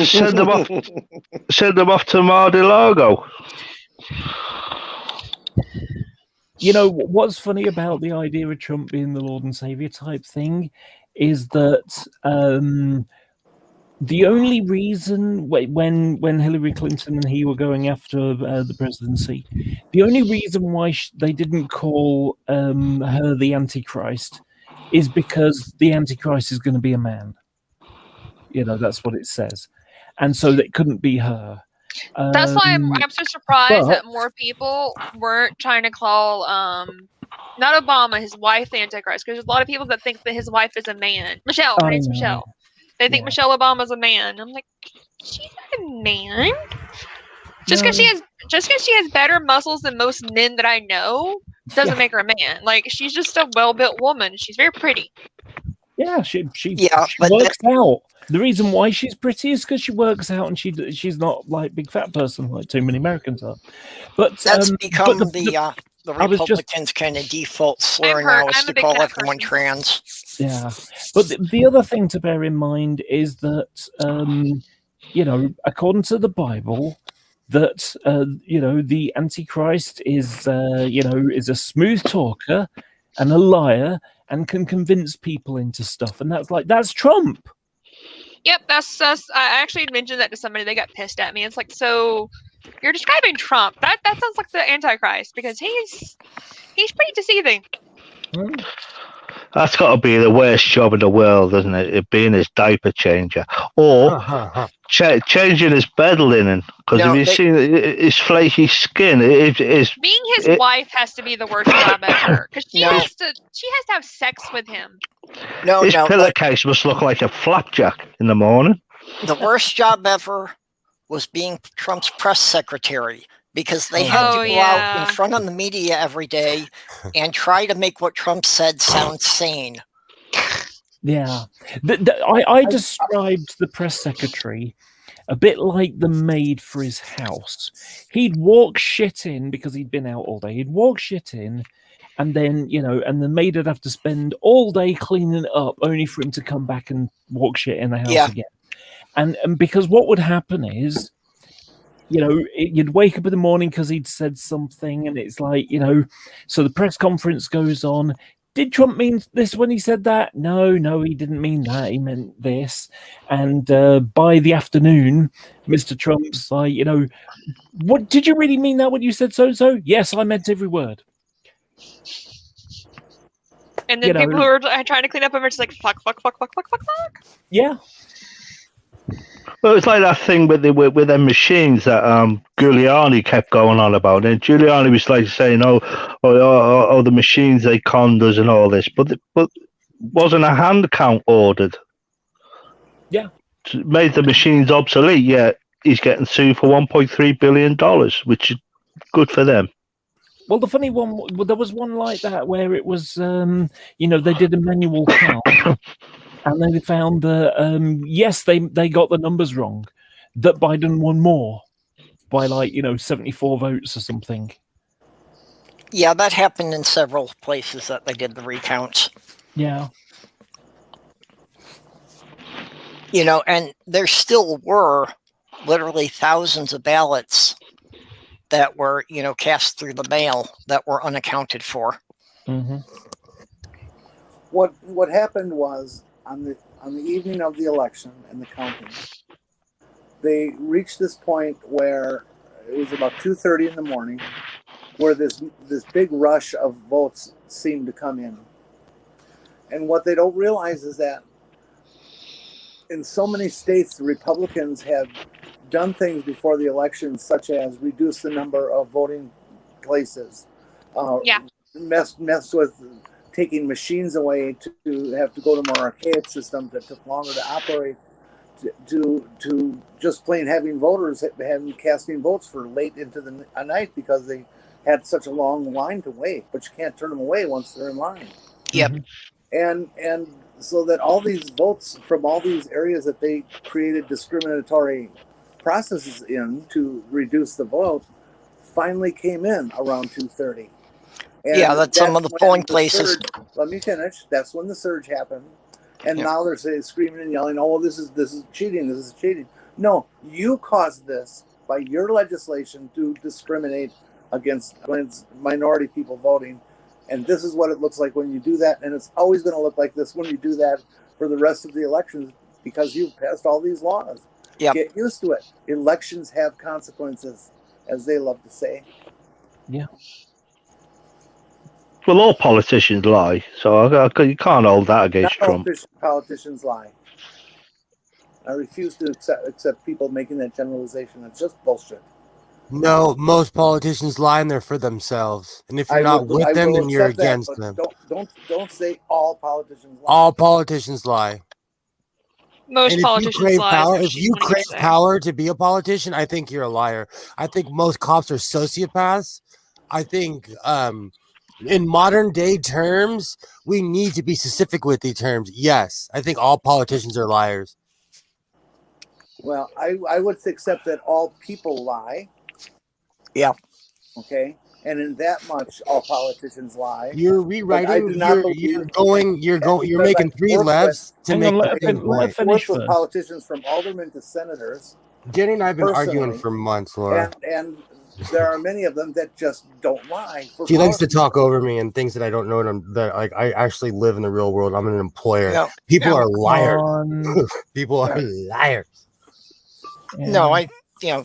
I'm not trying to talk over you, Will. I've been quiet all night Yeah, because I agree, everybody else Jenny. has been talking. You know, I did want to hear what you were trying to finish off saying there, Jenny. But I just don't like the generalization. It's just we sound like them when we say things like that. Fuck them. Fuck their tactics. We can't pretend to be nice. You know, this is one of my biggest problems as somebody who actually is an activist, who actually works with the homeless, who helps people with disabilities. Saying things doesn't get anything done. You have to actually physically go out there and do it. And sometimes that means fighting with curves. That means getting in scream fest with people you don't like because you have to stop them. And all this like, oh, we're better than them. BS. They're going out of their way to redistricting. You can't give water to people in line in Georgia. This isn't like ideas. These aren't fake things. These are physical, actual things that are going into place. And it's fascism. And if you don't meet it face to face, then you're gonna suffer from it. Yeah, but that's not. I don't think that's what Jenny was saying. I think Jenny, and if you know, I can speak for myself. Tell me if I'm I'm wrong. explain it to me at all. You don't effectively. You don't. You know, you don't need to fight lies with different lies. I'm a person of color. I will never capitulate. Never again means something to me. You can live your life how you choose to. If somebody comes in my space and tries to treat me in that way, they better be ready for the fight that they're talking about. Well, I completely agree with what you said just before about the example you used with the water thing. What that package of stuff that you're talking about there, I completely agree with. But we're talking to each other here, and that's what I'm referring to is how we're talking to each other, and the statements we make that I just we're better than that. That's all I'm saying is we're better than that. That's mental slavery. Saying that you're better than that and just putting your nose in the air and walking past it. No. You're saying about walking past it. It's saying, I'm just talking about how we're talking. Challenge it. No, I agree with you. Like I said, Jenny, I can speak for myself. Jenny and I have been having this conversation for months, and we hugged it out already, so it's not as hostile as you think it is. Jenny and I have been having this conversation for a while, and we get more views when Jenny and I get into heated conversations anyway. And Jenny knows it. Jenny, I'm not speaking for you. I'm more speaking for myself and agreeing with you. Fight them and challenge them, but don't challenge them with different lies. Don't play that game. You challenge people who lie with the facts and with the truth. Exactly. Well, Laura, can I just say? Mm-hmm. Can I just say whether it be Obama, Boris Johnson, George W. Bush, Trump, Joe Biden, I'm going to go by the words of the great philosopher Roger Daltrey. Meet the new boss, same as the old boss. Oh, that Republican Roger Daltrey? Yeah. The Tory? It's the same. One of my favorite lines, speaking of Robert Daltrey becoming a Republican, when you're younger, you fight the establishment, and when you're older, you are the establishment. So when I hear about like these people becoming Republicans, I'm not shocked. I learned this when I was studying history at college. And one of the things that happens is you get young people who discover what socialism is or whatever, and they think, wow, that seems cool.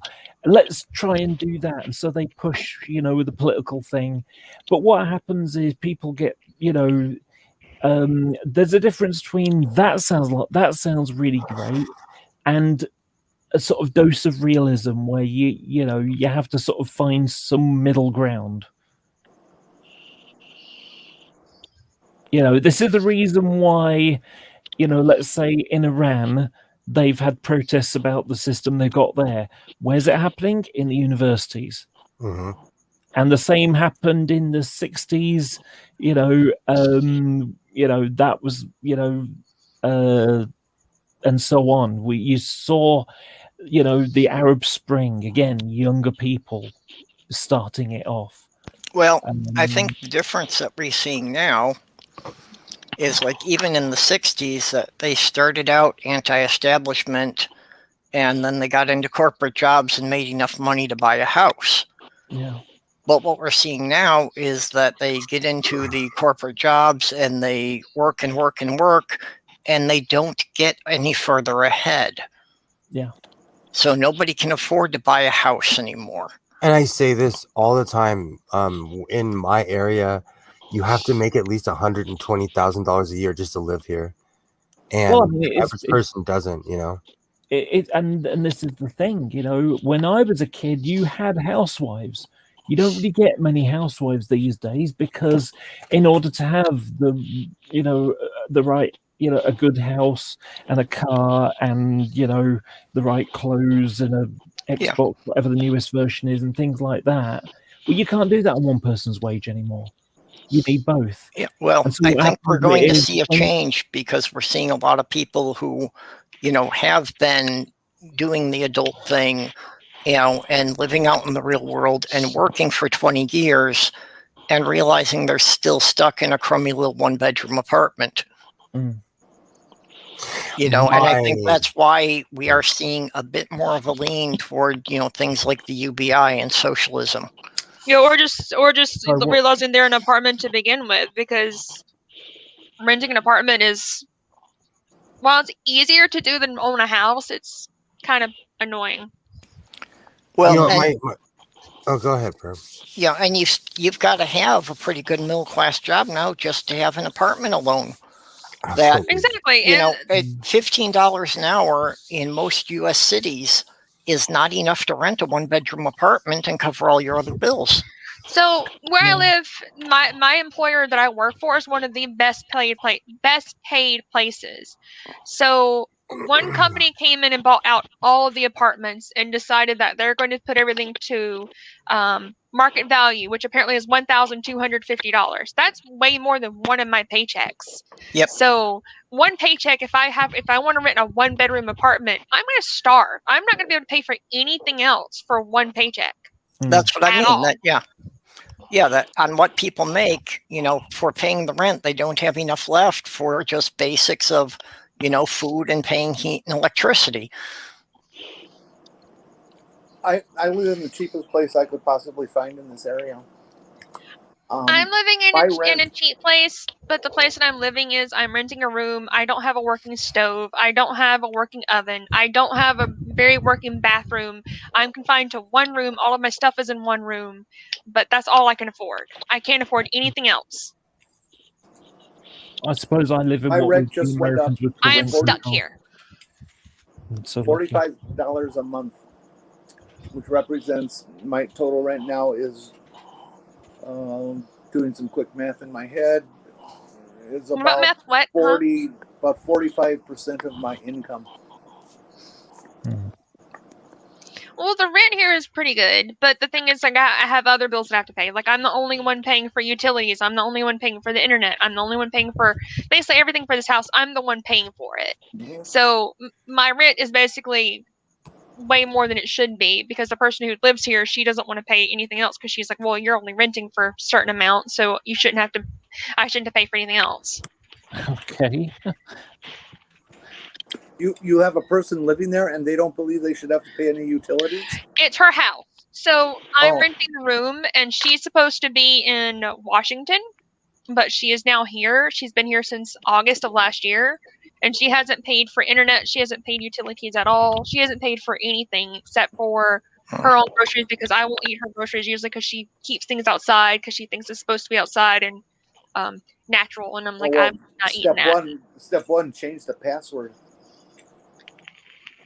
Yeah. I don't have to. The internet here is shitty. It goes out every once in a while. I'm surprised it hasn't gone out yet. to be honest. But that's also probably because I'm not really talking all that much myself. Until now. I'm sorry, I'm talking a lot. No, I'm saying change the password so she can't use it. I've considered it, but she'd get pissed. Yeah. Well, yeah, maybe she Like her wouldn't, thing and now maybe is that she doesn't want me to she'd use pay. the AC, and I'm like, well, you don't pay for the AC, so why are you so bitchy about using the AC? Yep. I'm not looking forward to that. It's going to be so hot. It's hot here now. Well, not right now. Right now it's like 60, so that's actually pretty good. And I have the windows open. It feels nice. The cats are watching cat TV. It's fine. But the other day it was like 90, and I'm like, I need to turn on the AC. Like, I sleep during the day. I need it to be kind of cool when I'm sleeping. And she did not want me to turn on the AC. That's coming here. I'm surprised it hasn't been hot here. I live on the outskirts of Los Angeles, and it gets really, really hot here. And it's been beautiful and breezy every day. I got a friend who lives on Sunset. I lived in Hollywood when I was in my 20s, and those were some of the greatest days of my life. I had just had time in my life. We had I've lived in Georgia my entire life. What's that, Jenny? We had a day in the 90s once already. I mean, it was a fluke, but it still hit 90 degrees in La Crosse. Oh, did it? I'm not sure what we topped out at, but I know we had some that got above 85. Yep. I think here it was 89, but in La Crosse they did an official 90. No, I haven't. We don't even get that kind of temperature here. And that was last month yet. Yeah, I had to turn the heating on last night because I was cold. Yeah, that's the weird thing here that, we're used to getting the temperatures up in the 90s, but that shouldn't be happening until July. Yeah, I'm hoping for a nice hot summer this year. Like the one of 2018. That was a nice summer. Yeah, my thing is that the hot weather's going to be when we're going back to the office, and that's going to make me miserable. I just want my grapes to grow, so I hope we have enough sunshine to feed my food in my backyard. Do you make wine? That was the plan, but instead he just wines on the internet instead. I mean, that's some sort of wine. It's fine. I'm addicted to grapes. I don't know. It's one of those things where I was raised by practical people. That's why I'm not going to say it. I want to be nice. And so because of that, I just, it's one of those things. I grew zucchini. I have hot peppers.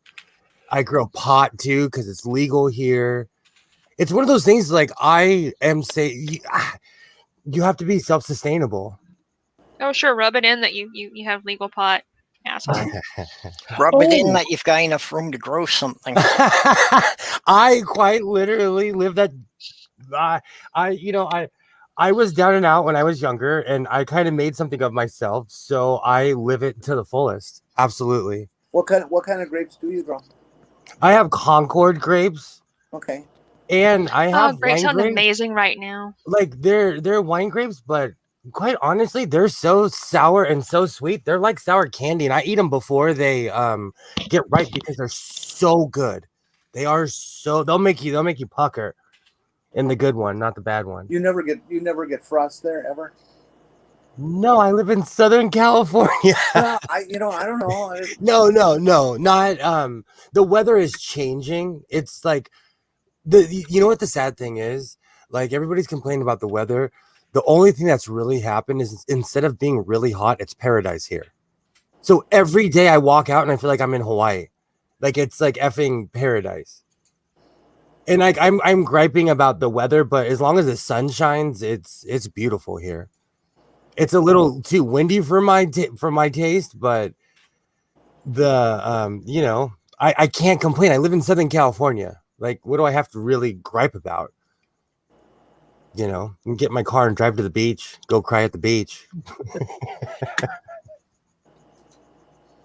Let it add some extra salt to your tears, basically. Yeah.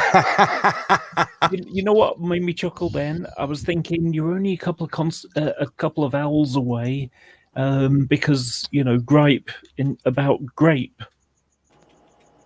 And in Spanish, gripe means something else too. I just change a topic. I had something interesting happen day before yesterday. I went into town. I had to get a blood test for my. Hopefully, hormones will be coming very, very, very, very soon. Anyway, so I was in town, and it's like I'm about to leave town, and I noticed, oh, they've got like film crew stuff going on, and not just like your normal newspaper kind of thing where you got like someone with the sound, someone with the camera, and someone doing the reporting or anything. No, it was like trucks full of equipment and equipment all over the place, and the roads cut off and things like that. They were filming for a Netflix drama in my town, and I saw Eddie Izzard. Laura, how long have they I been love Eddie Izzard. Oh, Eddie, the one who capitulated the turfs. Okay, Yeah. Jenny started again, and people walked over her. Yeah, go on, Jenny. That's how it happens every time. Your voice is quieter. That's all it is, I think. Well, I was asking you, how long have they been making you wait for hormones? It's a bit. There's been a big change at something recently, so it's a question that can't be asked in a simple way. So the system in the UK, if I was waiting normally with leads as I was assigned initially, it would be 2020, somewhere between May and November 2023 before I got hormones. But fortunately, last year a new gender identity clinic opened in Manchester, and they only cover Manchester where I live. So it means that the queues are really short. So I went from being contacted, can we move you to our books, to having the screening call a week later, and then having my first assessment 6 weeks after I was first contacted. Okay, And the second I don't care assessment. about that. I'm Yep, wondering, yep. when you see the doctor, how long do they make you wait to get your hormones? I'm not entirely sure at the moment, but the way that it seems to be is that when you get this second assessment, that's when they recommend hormones to your doctor. And they've just done the blood test to check my hormone levels, which will be, so that they can say, okay, well, this is the level we prescribe, or So they put you we through recommend. They put you through 2 assessment sessions Yes. before they will even suggest to the doctor that they can prescribe hormones. Yes, And there's a lot how of long does that process take? well, it's going to be 12 weeks, I suppose. Okay. From So you'll wait several months for that, and then once you get your doctor and the permission given to the doctor that it's okay to give you hormones, they prescribe them. And how long before you can actually get them? I mean, can you walk to the pharmacy that day and get them, or is there some other waiting period that they put you through? I don't think so. I think it's just they'll recommend it. Send the letter to my doctor. My doctor will read it, and then we'll make a prescription based upon what they've recommended. And I should, I should be either contacted soon when this is going to happen, or I'll just sort of phone up and ask, and I'll be told that way. So it shouldn't take too long after they've recommended it. And then on top of all of this, before and during and stuff, there's the problems with the NIH and funding and not enough doctors and not enough clinics that there's this huge waiting list that you have to get through. Yeah, I mean, I waited for 2.25 years to get to this point, and it's only because a new Manchester clinic opened that I'm going to be seeing this side of 2023. So do you think it's going to improve for everybody, or this big 2-year wait is going to exist for a long time? I don't know. The problem is change is really difficult in the UK. The problem is that they know that the system isn't working. I mean, to give you an idea, Leeds, the place I was originally assigned to, they have a budget for 27 people, but they have over 100 referrals a month. And so, I mean, if we think about it in COVID sense, imagine you got a store and they can only get 27 people through an hour. So are you telling me that the clinic will get some kind of assessment from some other branch of the agency that says we expect that your district is going to have 27 clients, but if you're client number 28, you're out? Well, no, it's just that you wait. You end up going on the. You become the first of the next month. Oh, okay. Yeah, but at that rate, I can see how it's gotten backed up to be. Yeah, I mean, just I'm asking all this because I was having a discussion with someone earlier about how long you guys are tortured by your system before you're allowed to, get your butt through it and stuff, and how that compares to America, where you can make an appointment and within a day or two or a week you can be on hormones. Yeah, that sounds amazing. And what the way you have to remember is that the system there's a double problem. The first one is that it's done as a specialist system. So it's the equivalent of you've got a heart condition, you go to see the heart doctor or something like that. Whereas this new clinic one that they're doing in Manchester, and there's 3 of them. There's another one in Cheshire and Merseyside, and then there's another one in London. And the idea with these ones is it's done on a primary care basis, which would be the equivalent of seeing the dietitian at your doctor's or something. So instead of having a stupid lengthy waiting list, you can be assessed and effectively start getting the hormones a lot quicker. And they're hoping that if this is successful, then this might be the future. Because one of the issues that we've got is that the legacy, shall we say, specialist centres, the general identity clinics, they still have a system that has a shadow of when having gender dysphoria was considered a mental disorder, whereas today it isn't considered that way. Yeah, that was what I was going to ask, Laura, and forgive my ignorance and naivety, albeit innocent. Is there some sort of psychological assessment you need to go through before you commit to hormone treatment? Well, I mean, that's what the assessments are for. Oh, right. So fair enough. Yeah, I mean, the thing that I think the main change that needs to be made is that I think until people are about 25, there should be a kind of staggered, a bit more gatekeeping, if you know what I mean, because you don't really, being an adult in the UK is classed as 18. Well, and that's when you can start drinking, going to the pub and getting a drink or something. But you don't suddenly become, an adult because you're 18 now. There are some people that it takes them another couple of years before they start becoming, a bit more responsible and adult-like, if that makes sense. Or before. I was in the pubs at 15, 16. Yeah. So it's so I can see, for young people, it's like, okay, we don't want to have them do make a decision that could screw them up later in life because they make a big mistake, because the system is too lax. But at the same time, someone like me, there is no reason why I shouldn't be able to make a decision for myself. I shouldn't be treated like a child to get permission to be able to take hormones, as opposed to, having a system where you've got effectively informed consent.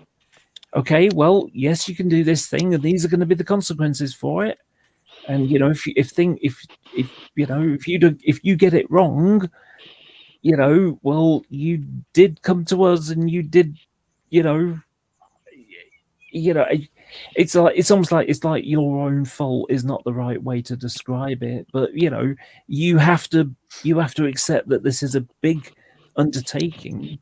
Yeah, but don't forget, a lot of these people don't understand it or can't accept it or whatever, and they're not as grown up as you. Yeah. So I mean, it can't just be one rule for you and the other rule for everyone else. I mean, you will have to go through the process of the morons who don't understand what they get themselves into. Yeah. And it's a sad reality. Yes. But it's obviously it comes down. Yeah, it comes down to that. The system is bad, and people do know who they are. It's just that it takes a little while for them to understand it, and that's what the screening calls about. They do, but the system has to address all people. Yeah, and so the system has a right to protect itself and its personnel from litigation. Yeah, exactly. It has a responsibility to all of its clients to not make a gross error in their treatment. Yes. And to achieve both of those things, the only thing you can do is make assessments of people and to decide who is right and who is wrong for this. The question I think that should be asked is how do they develop this criteria for how they make their decision, and are they able to take somebody who is obviously not suitable for it and weed them out and put them in a separate section? I'm not saying segregation, but that they need this kind of help right now, and let's work them, and maybe they still are appropriate for transgender services, but maybe not, and let's put them through this and then we'll see how things change with them.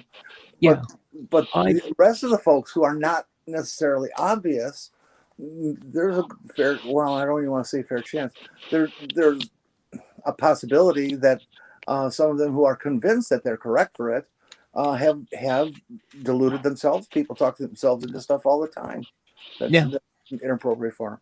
And the process should be an opportunity for them to make one final assessment for themselves, that I'm making a good, or maybe I'm not making a good decision.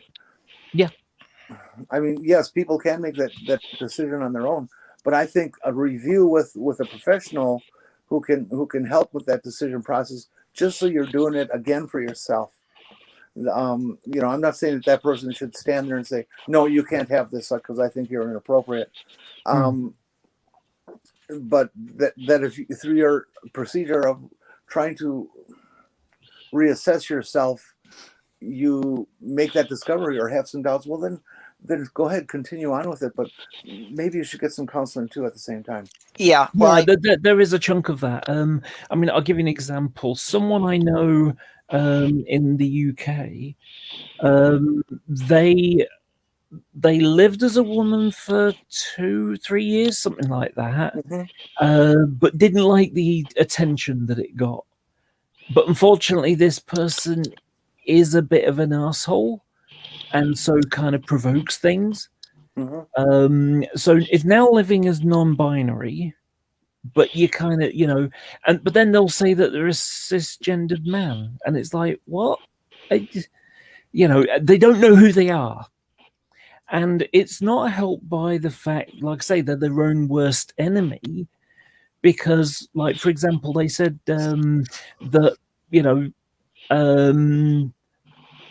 they thought it was funny that they were wearing a T-shirt that was basically saying, I'm trans, so fuck off, or something, words to that effect. Excuse the language.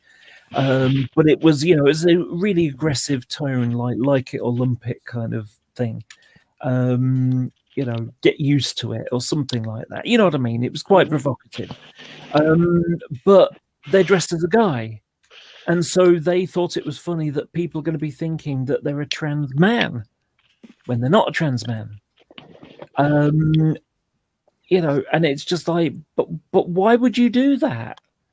There's only one time you would wear a T-shirt saying something like that, and that is at a Pride.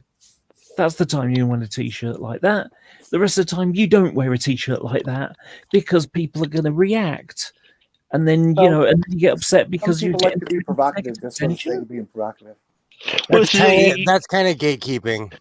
you don't need hormones or surgery to That's be actually trans, to be who gatekeeping. you are, do you? At the end of the day.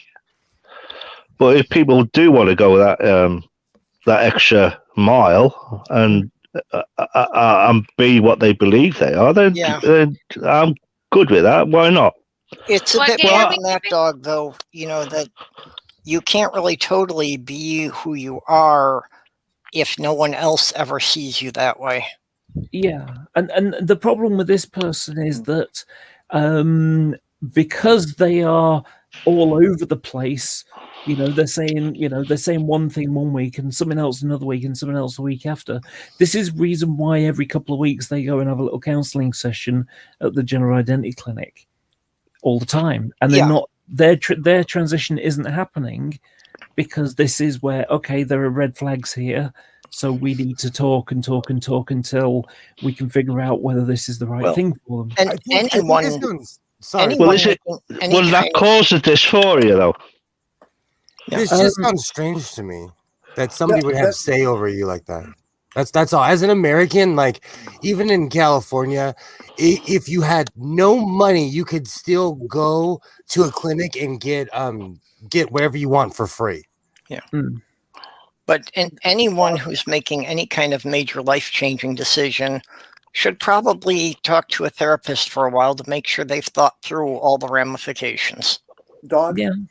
Does something like that cause a dysphoria? No, it will trigger it, but the dysphoria was there well before. Right. And what your process, your transition process is Yeah, that's what I meant. Triggered it. That would kick it off. dysphoria, learning how to deal with it, and then realizing over time that it really never does go away. Even for someone like me who transitioned 40 plus years ago, that I still have periods where it suddenly jumps in your face and slaps you and kicks your ass and then just haha, and you have to deal with it all over again for maybe a day, maybe a week, and before you get to put it back in its envelope.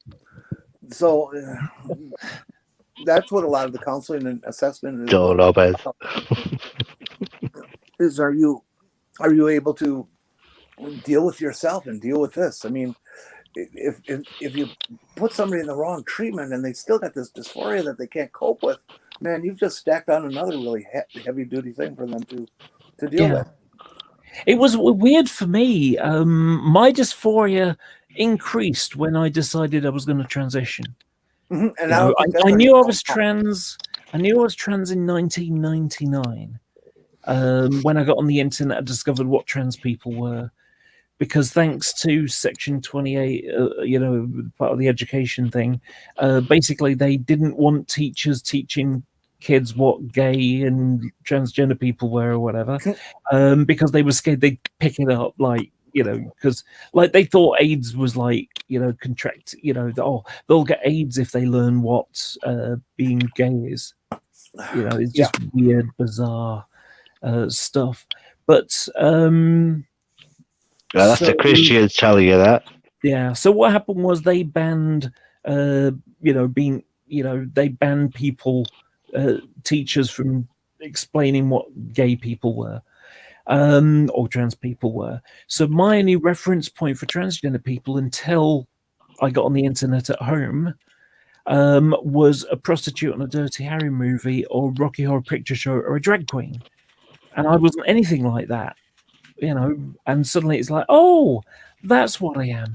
But I couldn't live it because I was always paranoid of what would my mum think, neighbours think, friends, colleagues, etc., etc. And the consequences were, there were too many negatives and not enough positives. But it's that's why I'm. Go ahead, Pete. Go ahead, Perp.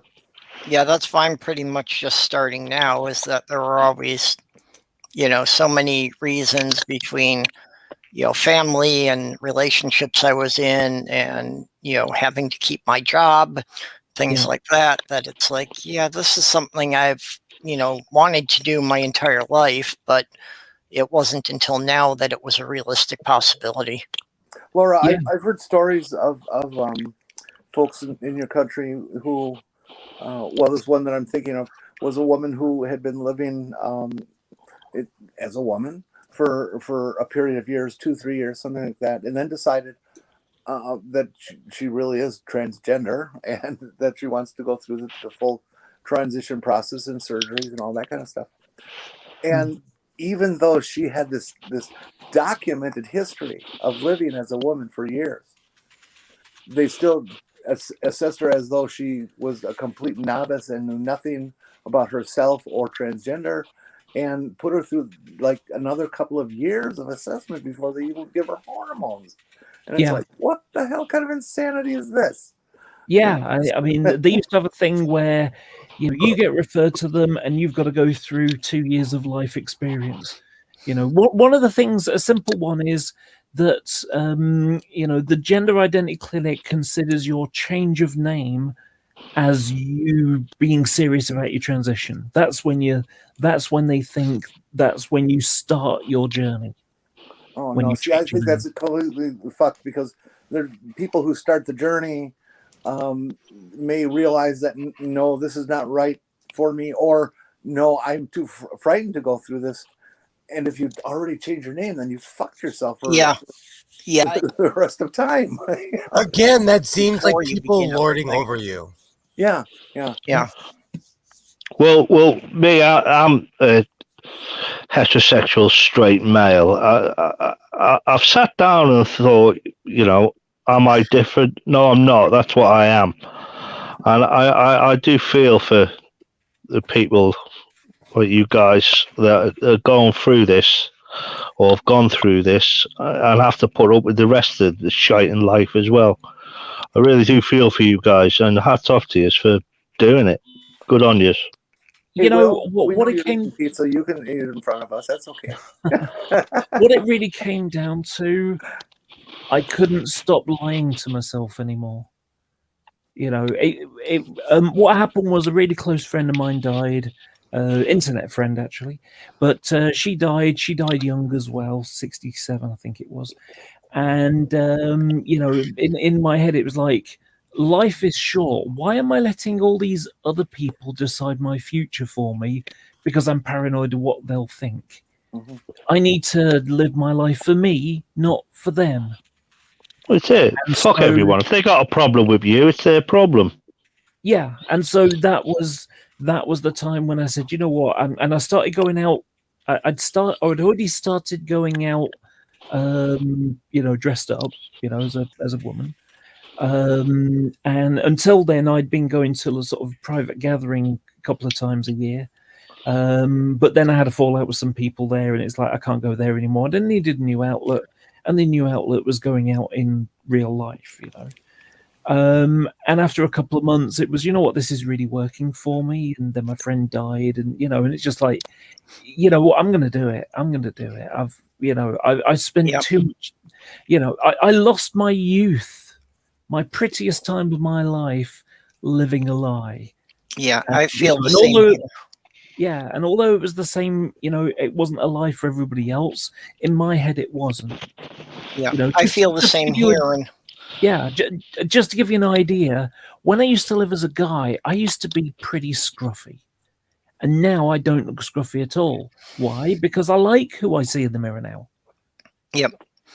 And I had actually started on it 7 years ago. Well, actually, 7 years ago is when it got put on hold again. That, while I was living with my fiance, I had started on it there. But ran into just all sorts of problems that the insurance didn't want to pay for anything. So I didn't get very far that time.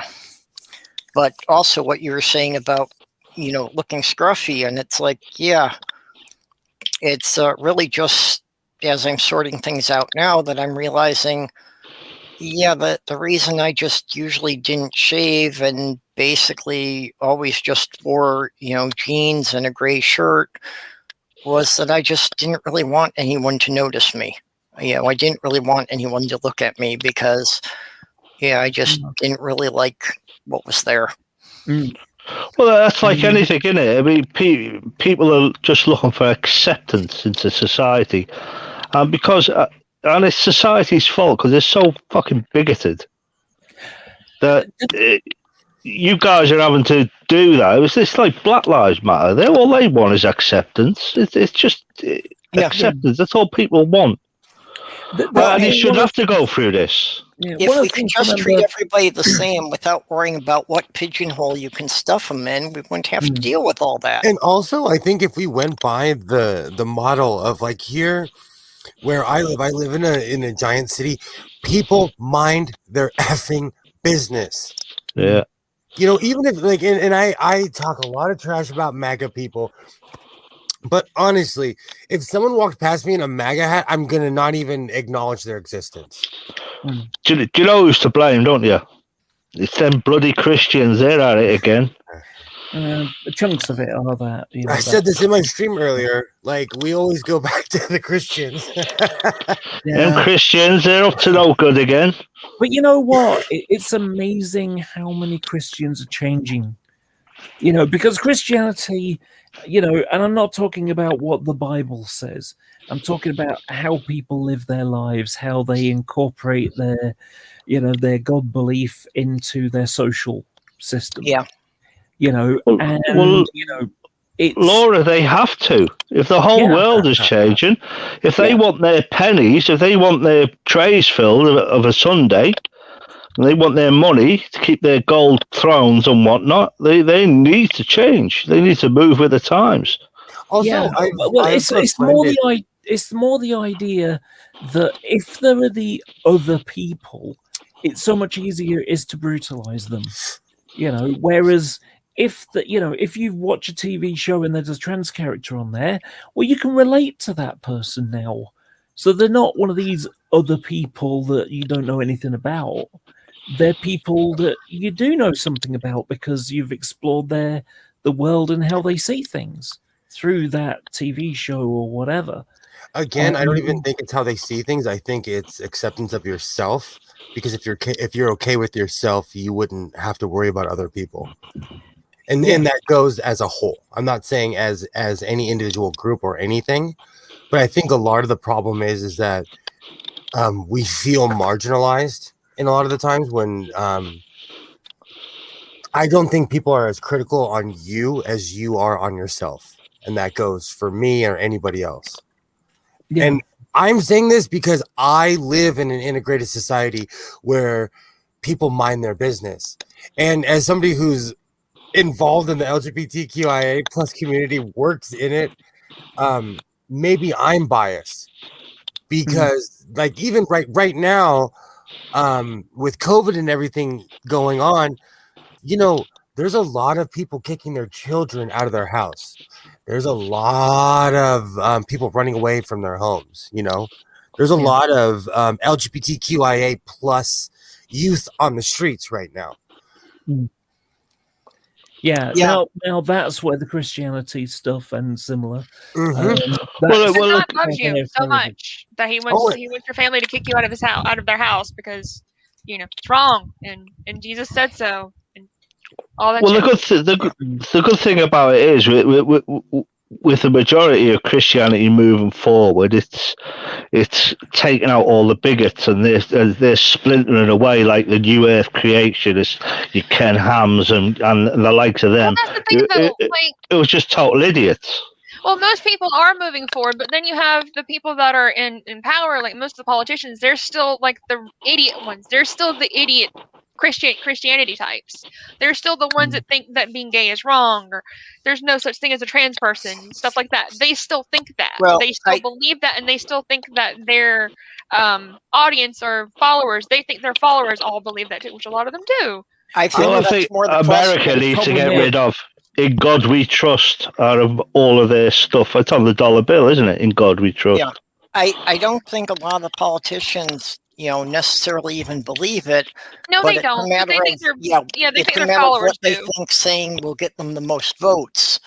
Yeah. Look what happened in Arizona overnight. And as someone who's actually lived there and went to school there, Arizona was just a rip-roaring place. I went to ASU. I went to a drinking school. I learned how to drink and do drugs. And now Arizona has become a turf state. I don't know what the hell's going on Yeah, anymore. well, I and have that's no idea. I was surprised that even Minnesota managed to pass one of those transports bills, because it's like, I've always felt Minnesota was one of the most liberal states. But yeah, we've got enough Republicans in the state legislature that they were able to push it. And it scares me for the people. I know trans people that live in Arizona. Do you know? I don't think people realize when something like this happens, they're like, okay, I have to move.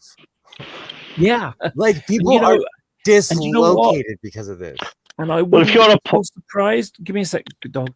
I wouldn't be at all surprised if that's the goal. If we can bring up this brutal system, then they'll move somewhere else. Then They're we don't gonna have to all look at come them. here. They're all gonna come to the coasts, basically. It's gonna be California and like New York and certain places, Really sad. It's just sad times. Yeah. I'd move out of Georgia if I could. I have I have family that's from Savannah, Georgia, and I thought my father was kidding that he said for every state you leave your home state, you lose 10 years and then you get to the South. He wasn't. I have family in Georgia and they are from a different planet. I look at them sometimes and I'm like, wow, I can't believe we're cut from the same cloth. Yeah, since I've been online, I have really been amazed to find out the stuff that goes on and, what the kids are learning in school, like in Georgia and Alabama and Mississippi, and especially when it comes to subjects like the Civil War. Yeah, I thought that all schools did that. Like, I thought that all schools picked their side and made their side sound glorious, because here they glorify the Confederacy. Like, when we went to Andersonville, they're like, oh, this is amazing, they did such a good job. And not like, they treated people like shit, this is a horrible thing. Like, Yikes. they made it sound like Andersonville was amazing, and if the war wouldn't have been won by the North, we'd have killed all of them there. When that would have been great. When I love found the out rewrite that the Republicans are trying right now on that the whole on slavery. They're these guys are actually coming up in public and saying things like well, it probably wasn't as bad as we thought it was in slavery. These people probably well, look, they had a roof over their heads and a place to stay. That's how they teach it in Georgia. They're probably That's how they teach it here. It's like, how can you say they're probably happy? They were captives and got killed. Well, they ran away. And during the slave trade, that was what the Christians pushed it as, was that, we were improving the lives of the people we took from Africa by lifting them up into society. Yeah, after in America, after the yeah, and the Spaniards wiped out as many Native Americans as they could on the West Coast. We brought them God. As the English did it on the East Coast. Yeah, and their thing is that they're saying that the main thing, and this is how it was taught in my school, was we brought them God, and that makes their life so much better that we brought Jesus to them and Christianity, and that's what they needed. They needed a reason to hate themselves and beat themselves up. Well, these Christian politicians must take their belief with a pinch of salt, because they know they're going straight to hell. Do not pass go, and do not collect 200 million from a Ukrainian businessman. Oh no, They are going straight to hell. They think they're going to heaven, every single one of them. But what I want to know is how much of it is just a cycle of. A lot of the politicians probably don't believe half the shit they say. They just say it to appease the masses, and the masses just believe it because the politicians are saying that's how it's supposed to be. So it's just a cycle of them saying it, the people believe it because that's who's saying it. Well, there is something to be said about you get cycles, and I have a feeling that this kind of thing is the whiplash effect to, things aren't going the way that I like, so let's go extreme. And people are like, yeah, that's just shit. And so they stop being like that. That they know that they're losing. They know that most people aren't bigoted in the way that they are. You know, that when you look, you know, how many people are bothered about, you know, how many people are accepting trans people? And it's like, you know, perfectly fine. Yeah, let's, you know, 68% people, 80% of people, you know, it's like, yeah, they're fine, you know. And it's like, but you've still got these small people who shout the loudest. And those are the voices that we hear. So when we hear, oh, people in Britain are so bigoted with, you know, against trans people, actually, my experience is no, that's not true. There are bigoted people, but they're the noisy, turfy types, not the average person on the street who doesn't say But anything. remember, Margaret Mead said that never doubt that a small group of people can society. In fact, that's the only way it has ever been done. And she's absolutely correct in that. In this small group, as small as they seem, if they are extra vocal, if they are extra organized, they can do it. Yeah. And that's what's scary. And that's what why we got to fight. I did want to address something I started to say it, but kind of got distracted off it. Something I wanted to say to you, Jenny, about dysphoria. So I found that I got more dysphoria when I decided to transition. And the reason is because instead of it being one of those unreachable goals that I could never have, it was now reachable. And so everything reminds me of what I'm not, if you know what I mean, when I see the goal. So, you know, my best example is I'll get up in the morning, I'll go to the loo, I'll turn around to wash my hands at the sink, and there's the mirror saying, you know, and what I see is a guy's head with a girl's body, because long nightgown, that's what I look like below. Yeah, I'm finding more of that, you know, as it now seems that this is a realistic thing for me. I don't think that I'm getting more dysphoria. I think it's just, it was there and I pushed it down to being subconscious all these years. Yeah. But, you know, now that it's coming out, when it looks like some progress can be made. And as you go on in the process, the focus of your dysphoria changes. Like, I certainly don't have dysphoria right now about, oh, gee, I got to have bottom surgery. Well, I did that 30 years ago. That's all done. So I don't get dysphoric over that. But I certainly can get dysphoric over the fact that I never had children and how much I wanted to have a baby. And that sort of thing, you know, because that'll always be with me. Now that was something that popped out in my first assessment. She said, you know, have you? He said, have you given any thought about gamete storage? Which is basically, you know, you supply some sperm and they store it, you know, they freeze it. And so, you know, because when I start taking hormones, effectively I'll go sterile, effectively. And obviously if I go get any surgery, well, I definitely will have problems conceiving because, you know, anyway, Jeff Breeze in the house. Yeah, and I had to think about it. But when it came down to it, it's like, you know what? No, because I'm 47 years old. I don't have any prospective partner on the horizon anytime soon, and I'm getting a bit old now. So I'm too old to have a family. The only, and I did have a really stupid thought going through my head, which was, so my mum disowned me the day before Mother's Day in 2019 because I wanted to go down and give her a present as a guy for Mother's Day. And so, you know, and a part of me, you know, one of the things that she'd said a couple of years back before this was that she'd, you know, my brother's bisexual, and she said she'd come to accept that she'd never have any grandkids. And so I had this kind of weird whimsical thought about, you know, maybe if I had, you know, if I had a child, then, you know, then my mum would love me again. And it's like, what kind of bloody nonsense is that thinking? You know?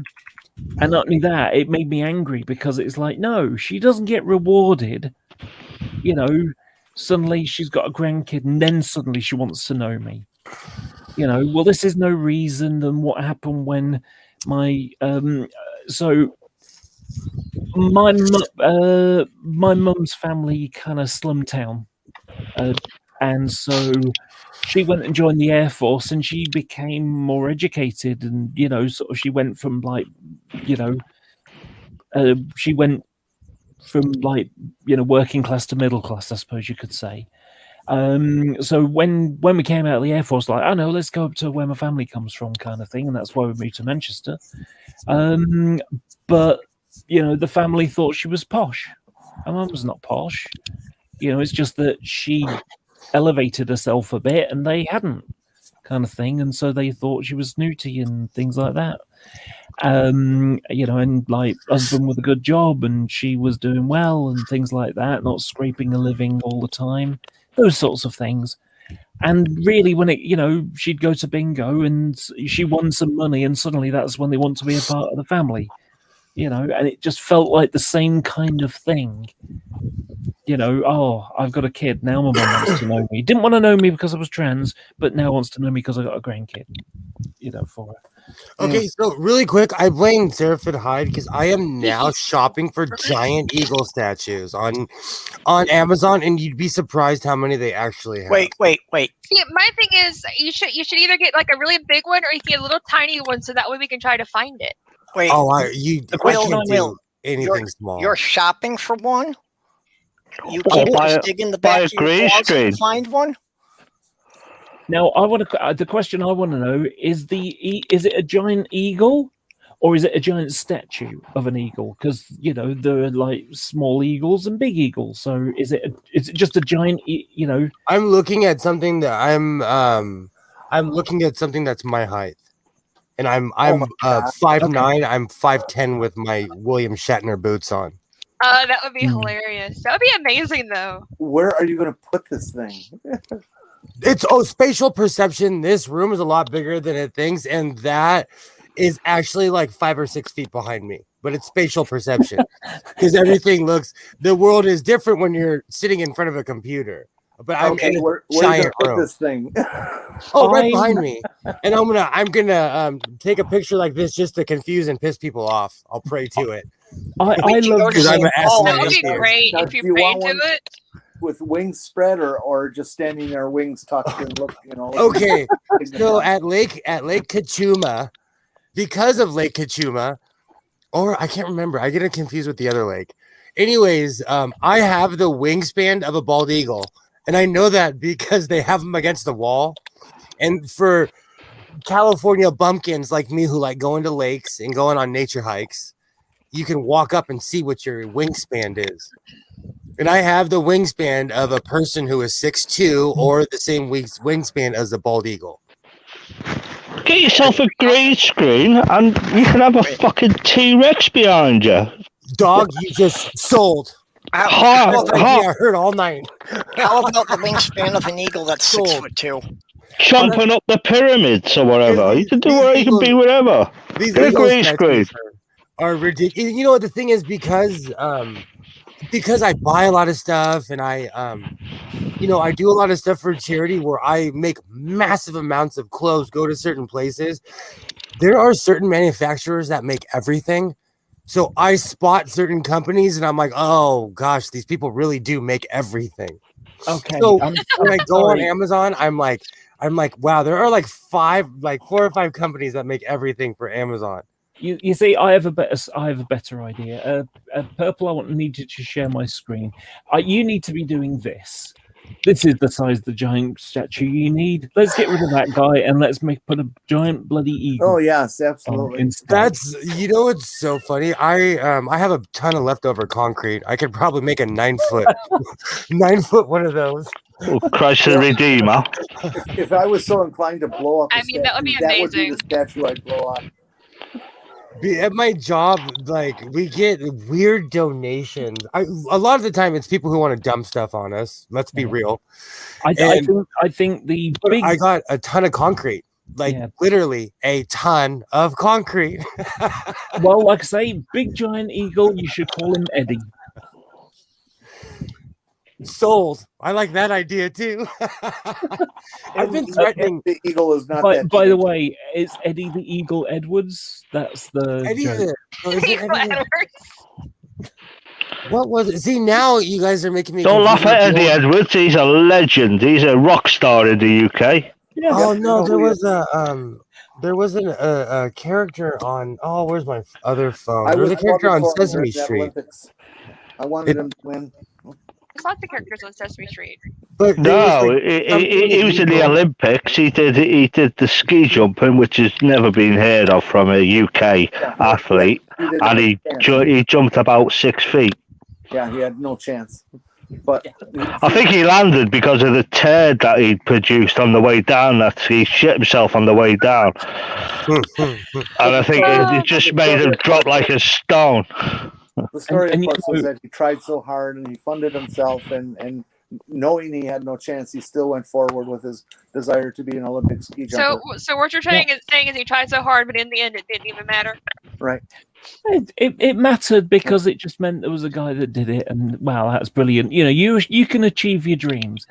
Unfortunately, the Olympic Committee decided that they would have rules to preventing such flights of fancy from happening Rules? anymore. And that's Yeah, completely wrong. They It just changed the shouldn't be. rules that you've got to get. You know, you've got to do a competition and be in the X percentile to even get to qualify for your That country. sounds like bullshit to me. I kind of yes, live my exactly. life how there's a scene in Doctor Who in the Peter Capaldi era where Bill looks at the doctor and she's like, "Don't you have to like fill out a permit or ask someone to blow things up?" And the doctor just kind of looks at her and is like, "You have a lot to learn." I think I'm very much like that. Like I'm blow up first and ask later.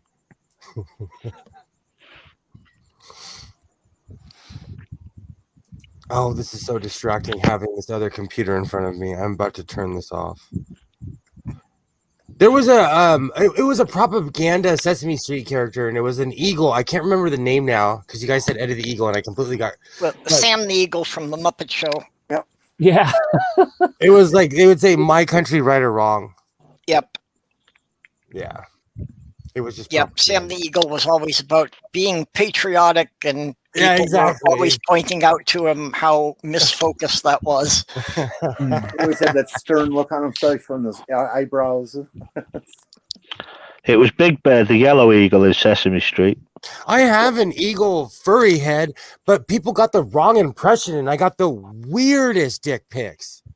So And people thought you were furry? Is that what you're Yeah, saying? no, well, people, you know what, honestly, I kind of scaled back a lot of my sex talk because people got the wrong impression. I'm retired. I am retired.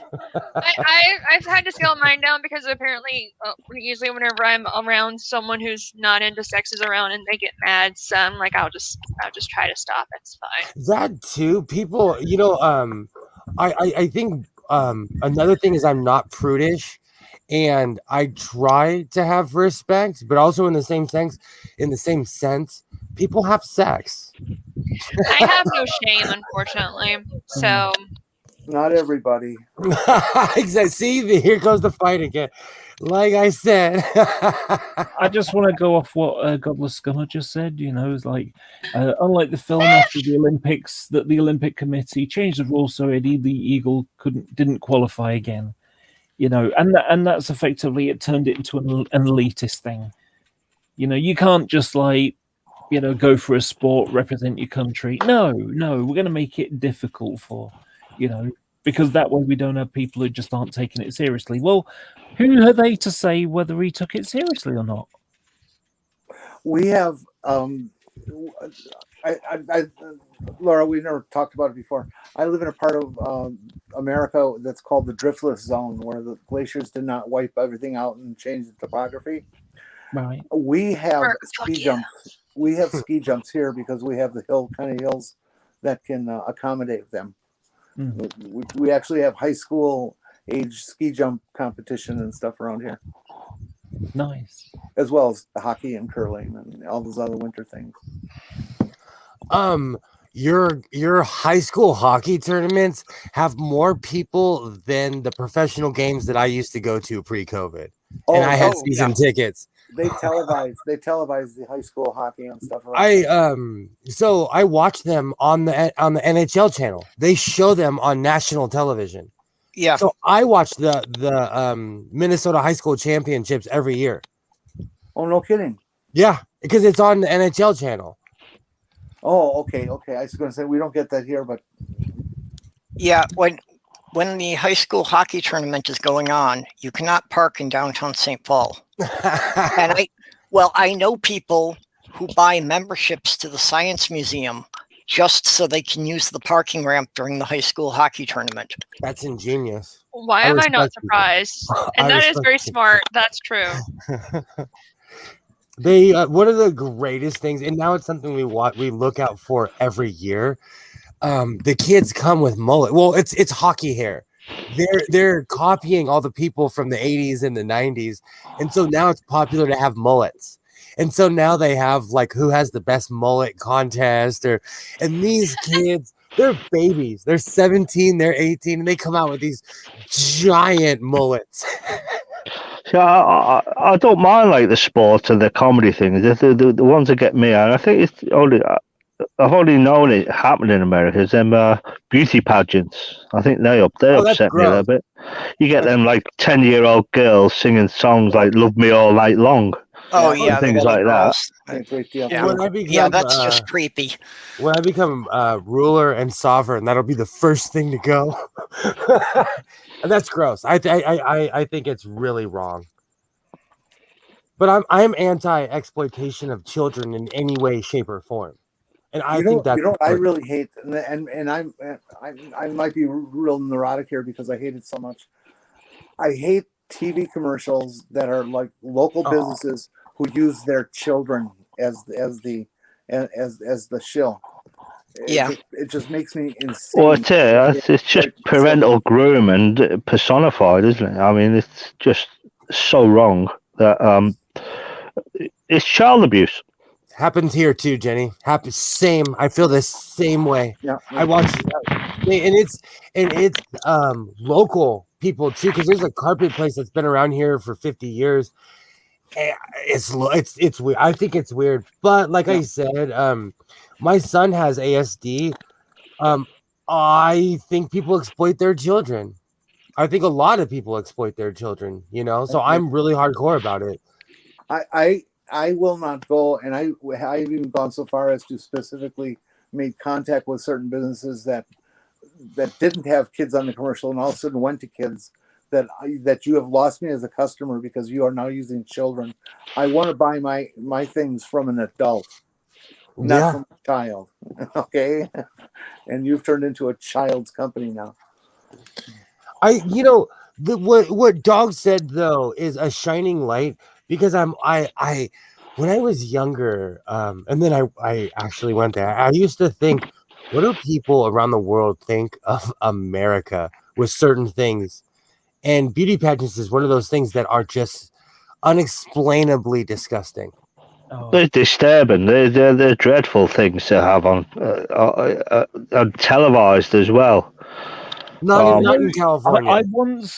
There's a American lady called Ruby Wax, and she went in sort of dead now, mate. Yeah, she looked into it, and she's got this, this mum saying, "Oh yeah, she's really into politics," and sort of Ruby Wax asks her a question, and she just stands there, and in NASCAR. The cars, they have headlights, except for they're not actually headlights. They're just like stickers that are painted, that are stuck on them. That's what she looked like. She had this, she had a smile that looked like it had been painted on. Yeah. And her eyes, it's kind of like Quinn in Jaws said, it's like a lifeless doll's eyes, like a shark. Just these eyes that didn't have any life in them, and a mouth that pretended. Child's cattle market. Yeah, and it's a lot of people trying to relive. I feel the same thing about children's sports as well. There's a lot of parents that force their kids to play sports. My parents said, you're a boy, you're gonna play sports, and I just thought that's what everybody else did. I played sports all the way up until high school. So I was like, this is just dumb. But I thought that's what everybody else did, you know. Well, I'm okay with sport. It's exercise, and I'm sitting and playing, abusing other people around the world on their PlayStations, and I still play hockey. they've got a potential to maybe earn millions of dollars if they're good.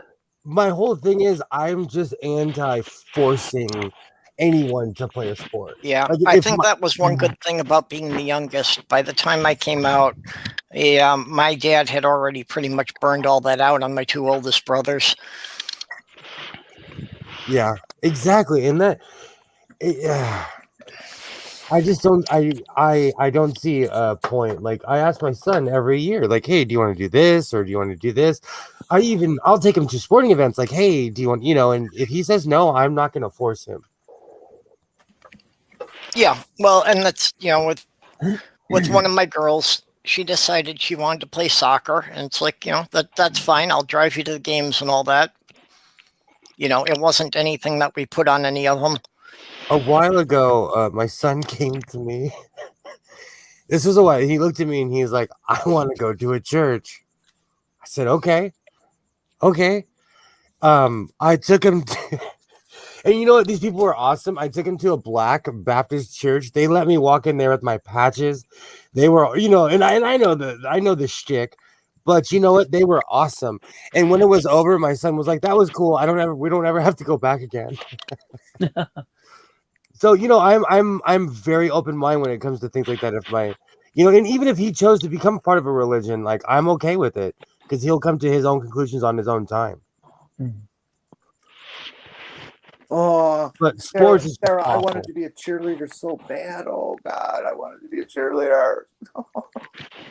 I played football and I dated a cheerleader. It's overrated. I dated a few cheerleaders. It's overrated.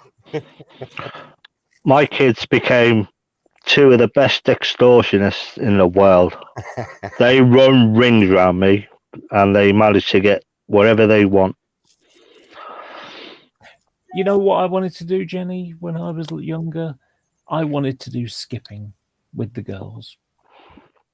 Skipping? Yeah, skipping like with a rope. Oh, jump rope. Jump rope. Yeah, I wanted to do that. Oh, see, I was allowed to do that.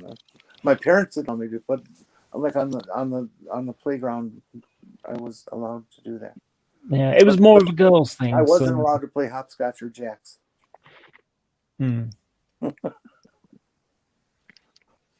Yeah, I got a lot of shit when I was like early elementary school, like 3rd and 4th grade, because I would rather play with the girls. Yeah. Of course, a lot of that turned around when it got to be like 8th grade and high school, because then I had a lot of friends that were girls who didn't really want to deal with the way the other boys were acting. I used to be fascinated as a kid when they get them 2 long ropes and they do the 2-arm skipping. The physics behind that was like, whoa, how does that work? Yeah, the timing involved when you have multiple ropes. Yeah. Oh, you're bringing me back. You're bringing me back. There's a lot of jump roping competition that happens as well. It's an inner city thing in America. I don't see any suburban kids doing it at all, but it's very impressive how talented these kids get. And I was about to say, it's amazing what they can do. We have those competitions here in LA, and it's an art form after a while. Mm-hmm. And it's melodic when you hear the when they get going, and they can make beats. It's awesome. Yeah, I really loved watching Double Dutch when I was a kid. Double Dutch, that's what it's called. Yeah. Yeah, you didn't hear me go. You didn't even sing it a little while ago. They let us participate in it, but I was raised in the mid and late 80s, so I guess it was the beginning of acceptance. I don't know. They let us do, and I remember playing jacks and all that as a kid. But there was boys and girls there as well.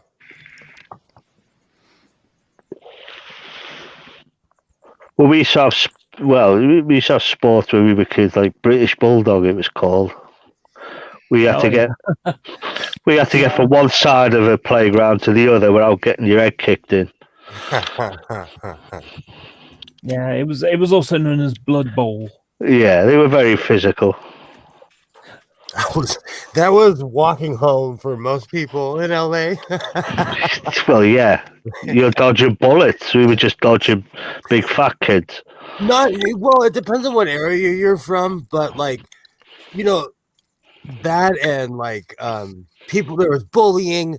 You know, people in the 80s, people would recruit you like, hey, if you take this over here, I'll give you $100. And to a little kid, that's $1 million. Yep. You know, Well, I grew up where the area where Laura is now. I grew up in inner city Liverpool. okay. And yeah, that was as rough as it gets. Back in the 70s that was no. LA was probably, I don't know, Dubai compared to Liverpool back then. Liverpool was rough. There's a one of my favorite rappers. He writes a song and he talks about how he's from Compton, California, and he's like, I thought I was from one of the toughest places on earth. And then he started traveling around the world and he was like, man, everywhere on earth has a Compton. He was like, he made a song where he was just like, Denver is crazy, Seattle. He was just saying like wherever he's been, people are just as crazy as they are in LA. Doesn't matter where you're from. I love the idea of, he traveled all over the world. He went to Denver. Oh no, I was quoting the song, but okay, sorry. No, he's part of that whole like Snoop Dogg, Dr. Dre thing. So when they go on tour, they take him with him, and so he's quite literally been around the world. Snoop Dogg is the one who makes songs about having sex in Dubai and all kinds of fun stuff. Lanta Stansfield went all over the world and she didn't find a baby. Yeah. Lisa who? Stansfield. Never heard of her. That's another thing you can do. One-hit wonders, pop stars that have disappeared up their own arse. So you were from Liverpool originally? Yeah, born in Walton, overlooking Goodison Park. Yeah. I Liverpool annoys me, and it's because of the Beatles. I hate the Beatles. It annoys me because of the people. Well, yeah. Liverpool annoys me because I can never get the angle right and the ball keeps going in the kidneys. You hate the Beatles? Get out. Okay. I want to explain why I hate the Beatles, and it's nothing to do with the music. The world? Okay, I don't want to interrupt too hard, but I'm so biased because I've taken acid and watched Yellow Submarine. Hey, Kitty. So I love the Beatles. And Kitty came in at a really awkward time when I said acid and Beatles. Oh, I was listening beforehand. No, I'm kidding. I'm sorry. So there's my reason for I hate the Beatles isn't because of the Beatles. I haven't got a problem with the people. I haven't got a problem with the music. It's more earlier generation, but I haven't got like a real hatred for anything. No, it's because Manchester and Liverpool share the same news, and Liverpool only seems to have the Beatles that makes it famous in any way. And so, and Titanic, that went down like Anyway, the football team. Yeah. Well, that's a different thing. That's football. That's a different thing. But anyway, well, what have you got? You got Oasis, the football team, and Brian Cox. Well, the thing is, I'm not really from Manchester. I just live here. Oh, there you go. Anyway, but what it is, the local news. If anything, we'll talk about, the Beatles, no matter how minute it is, if there's any possible link, they will go to the Beatles, Well, of course they will, because they're worldwide. If if someone found a dog in hanky that John Lennon may have blown his nose in 1966 at the Cavern Club, it will be mentioned on the local news. Yoko Ono did a thing in London, nothing to do with the Beatles, but it was on locally here because she married a Beatle, and you can travel all around the eastern United States, and there'll be places that have a sign up that says George Washington slept here. So it's Yeah. yeah. I This met is what Paul people are. McCartney. I met Paul Jeff. McCartney. He was one of the most gracious, nicest human beings I've ever met in my life, and I've met a lot of famous people. Who? Paul McCartney. Well, I was going to say that if they found a Kleenex that one of the Beatles blew his nose in 1969, it would make the news because it would sell on eBay for $500,000. Well, I worked for an Ethiopian guy, and he walked into a sandwich shop that I worked at when I was in my early 20s, and he signed a poster that my boss had above the bathroom. Paul McCartney was an absolute class act. Sorry to sidebar, but he was just, I've met a lot of famous people. Yeah. He was just absolutely generous. Well, and that's one of the It's things kind that's of- preserved the Beatles' legacy is that, unlike so many other celebrities, nothing came out that made any of them look really scummy later on. I've heard that Ringo Starr is a real dick. Well, and famous people are. Wing. I prefer not to know anything about, your hero, so to speak, because you often find out there are things about them you really can't stand. Liverpool's you don't also wanna have famous for your- shell suits. That's why you don't want to have heroes. Exactly. Exactly. I think the word you were looking for, Dog, is infamous. The shell suit was legendary, mate. That was a badge of honor. I learned at a young age. I met Triple H, the wrestler in the early 90s, and he was a raging a-hole. And when I was a little kid, they filmed, I was of a decent age. They used to film the Power Rangers on my street. And I would see the Rangers smoking cigarettes while their devils were fighting monsters in the middle of the street. So I killed the illusion. Well, the whole Beatles thing is basically, I have a problem with non-news stuff that shouldn't be news, but somehow it becomes news because famous person does something. And the best example of it was David Beckham when he was playing for Manchester United. Again, he did anything that was on the local news. So, there was a local news report saying that he'd spent like £100,000 on garden furniture for the kids. And that's like, well, why is this news? Rich person buys expensive stuff. That's what they do. If the next door neighbor had the biggest coat hanger factory in all of Europe and they bought that spend that money on their kids for garden furniture, would that be in the local news? No, it's rich famous person bought expensive stuff, which is what they do. I can't believe I'm doing this. I can't believe I'm doing this, but I agree with you, Laura. Yeah, because when I was a kid, I moved to Arizona from the LA area, and I couldn't believe how they didn't have famous people on the news. I was like, why aren't they talking about Britney Spears? Why are they talking about real stuff on the news? And I didn't realize that the rest of America got real news.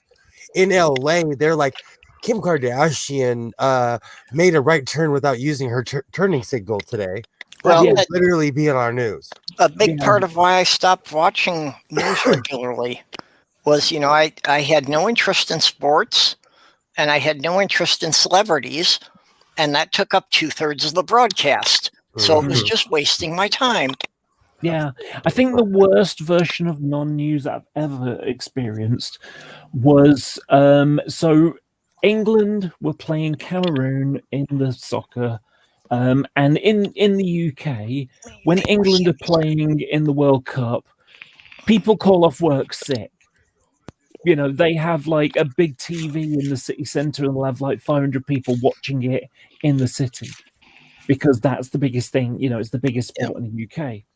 So what happened was, so on the national news, You've got England are playing Cameroon today in the World Cup. Who's on the team? What's the strategy, etc., etc. You know, so and that's fair enough. And then he gets to the local news. Well, here in Manchester, where I live, there are lots of top league teams. So you got Manchester United, Manchester City, Liverpool, Everton, Blackburn Rovers, whatever, right? So you got a whole bunch of teams, and that means that the England squad, they pick the best players from all over England to play in the national team. So obviously you'll get someone like David Beckham. Well, that would be fine here, but I was in the middle of Wales. Wales is not known for football, for soccer. They're known for rugby. And so the only way that the local news for Wales could get on the big news of the day was a guy who used to play for Wrexham, doesn't play for him anymore, but used to play for Wrexham, used to play on a completely different team with a guy who's going to be in the Cameroon team today. I mean, that's 3 degrees of separation. That's up there with Dark Helmet saying, you know, I'm your father's brother's nephew's former roommate.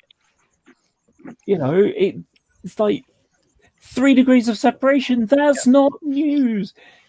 But he also once attended a Beatles concert. Oh dear. I mean, I think what you're saying is fair. I really hate when you're looking at the news and they're talking about something some celebrity did, and it's like, Yeah. well, can we talk about what's going on in Myanmar or something like that? That's like real news. Or how about telling us what bills they're actually discussing in the U.S. Senate? Mm-hmm. Yeah. You know, during the Trump era, like, Stu asks me all the time. He's like, "How is it that you know more about my country than you know than people from here know?" During Trump's presidency, I stopped watching American news. Mm-hmm. Yeah. Well, this is it. I bet you. I had to. No, but see, this is part of, they say that people in the U.S. don't know anything about the government or don't know anything about what's going on. And a big part of that is the news doesn't cover it. No. The news doesn't tell us what the lawmakers are doing. No, it tells us about the Rose Garden, and they tell us about their shoes and if they salute to someone in the military or not. It's not about. It's like I said earlier. It's always about the ancillary issues. It's never how we got here. It's always why. I want news to come up on TV and say, politician A attempted to manipulate the committee for blah blah blah by doing this and this and this. Yeah. Okay. And the committee responded by blah blah blah. I want to know those kind of details. I want to know how these guys are really behaving. Well, but after 4 years of Trump nonsense, hearing Kim Kardashian shat herself in public today must be a right breath of fresh air. They make me sick. Well, they make me sick. Caitlyn Jenner makes me sick. They are the reflection of everything that is wrong with our society, and I'm saying that from the atheist standpoint of they're already famous because of OJ. Exactly, and they got famous for nothing. I'd like to. I still don't know why the Kardashians are famous. Because of OJ, they're famous through their dad, aren't they? Their dad was OJ Simpson's lawyer. Jenny Purple and I and Jen from Jen's Little Corner and Kitty earlier did a almost 2-hour stream about Caitlyn Jenner's bad life choices she's been making lately. Oh, and you kind of ruined my state.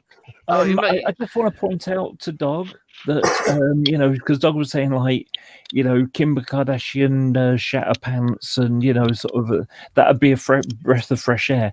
Not if you're stood behind her. True.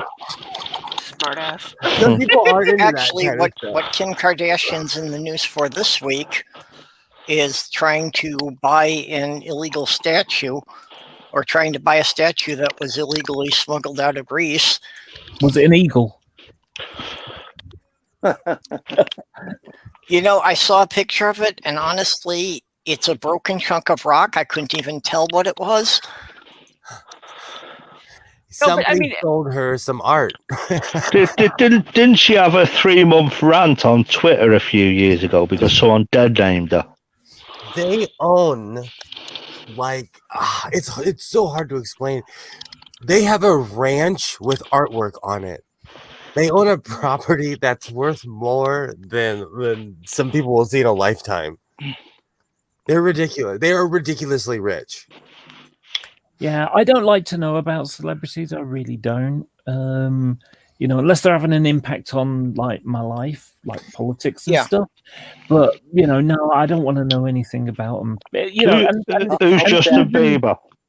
Even people, I like.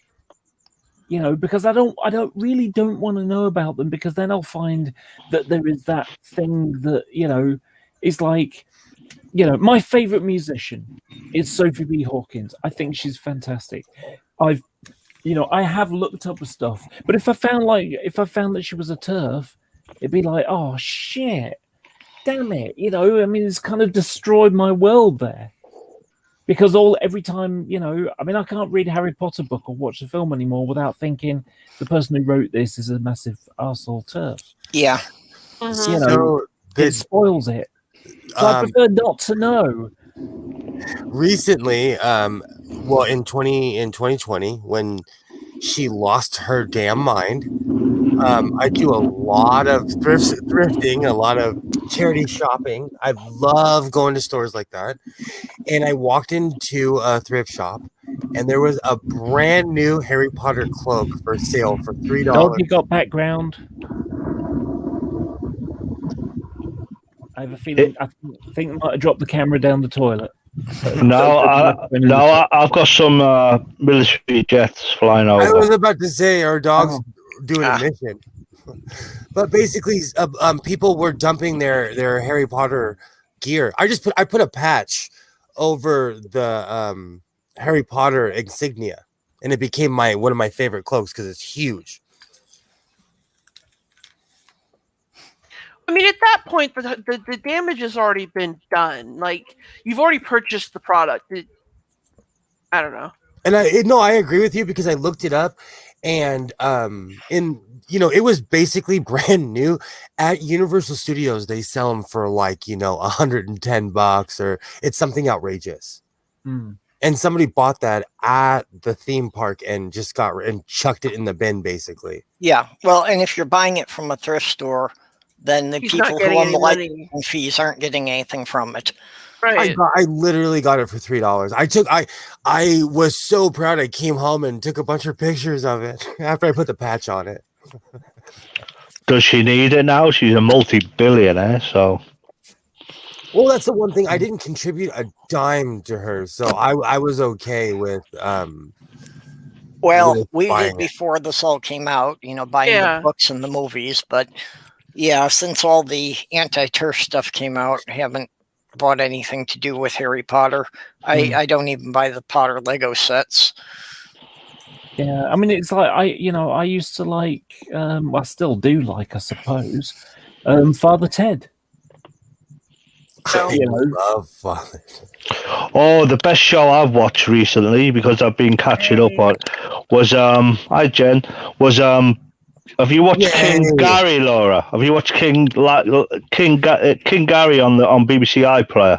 No, I don't watch TV much anymore. It is a must-watch. Oh my god! I got sunlight on my green screen. Great. Hi, Jen.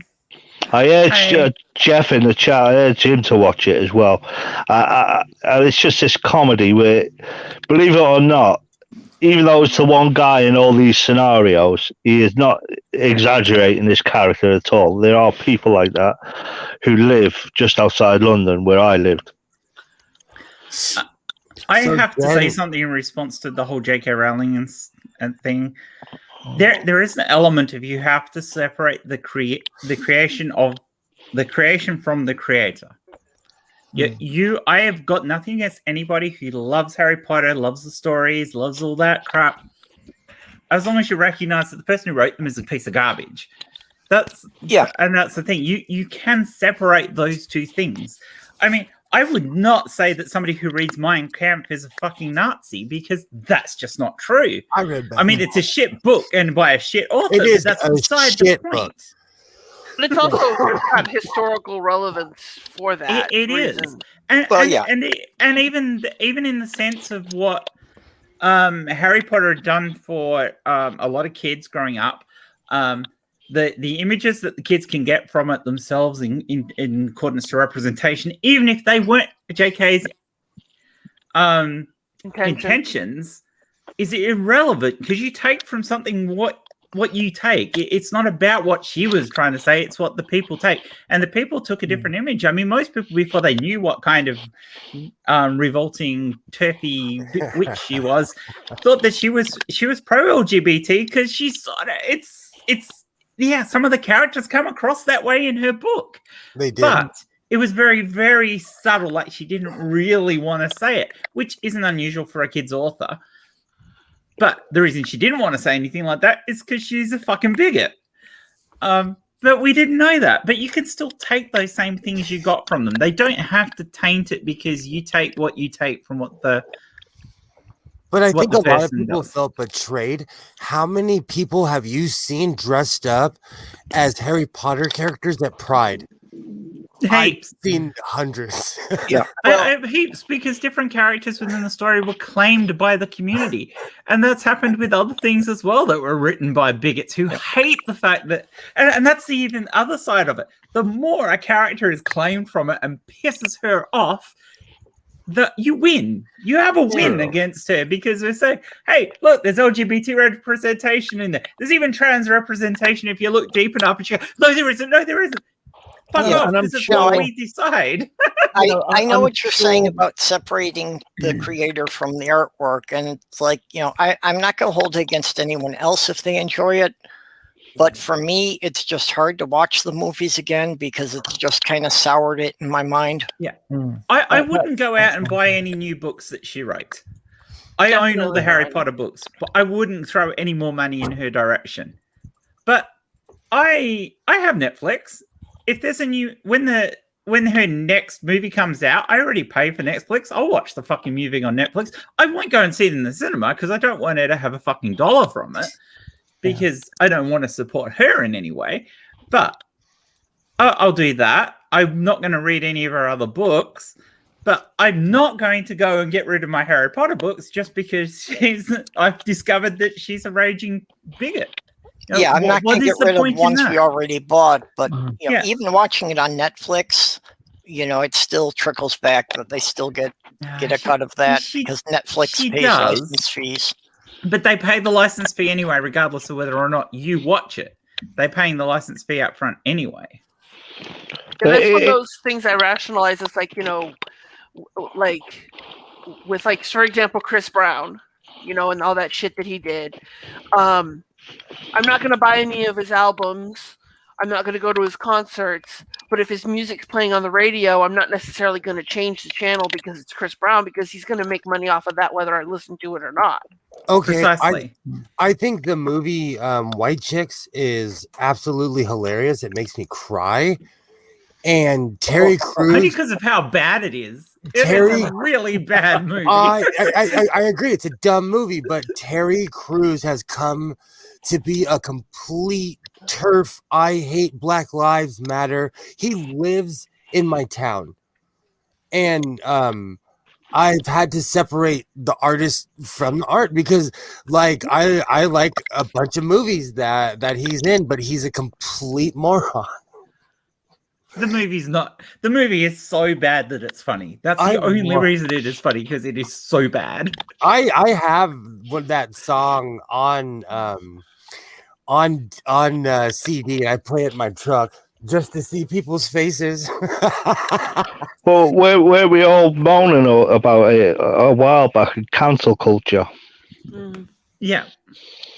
And see, that's another thing. I couldn't believe it when people were like, we're canceling John Wayne. Do you know what my first thought was? He's been dead for how long? Like, how long is John Wayne? Yeah, the 17th. Canceling who? Wait, I missed something. John Wayne. Oh. Was that because of his walk?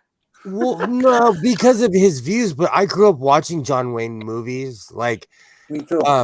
I learned through John Wayne that, like, each cowboy had a different style with their hat. Like, Gene Autry wore his hat a certain way. John Wayne wore his hat a certain way.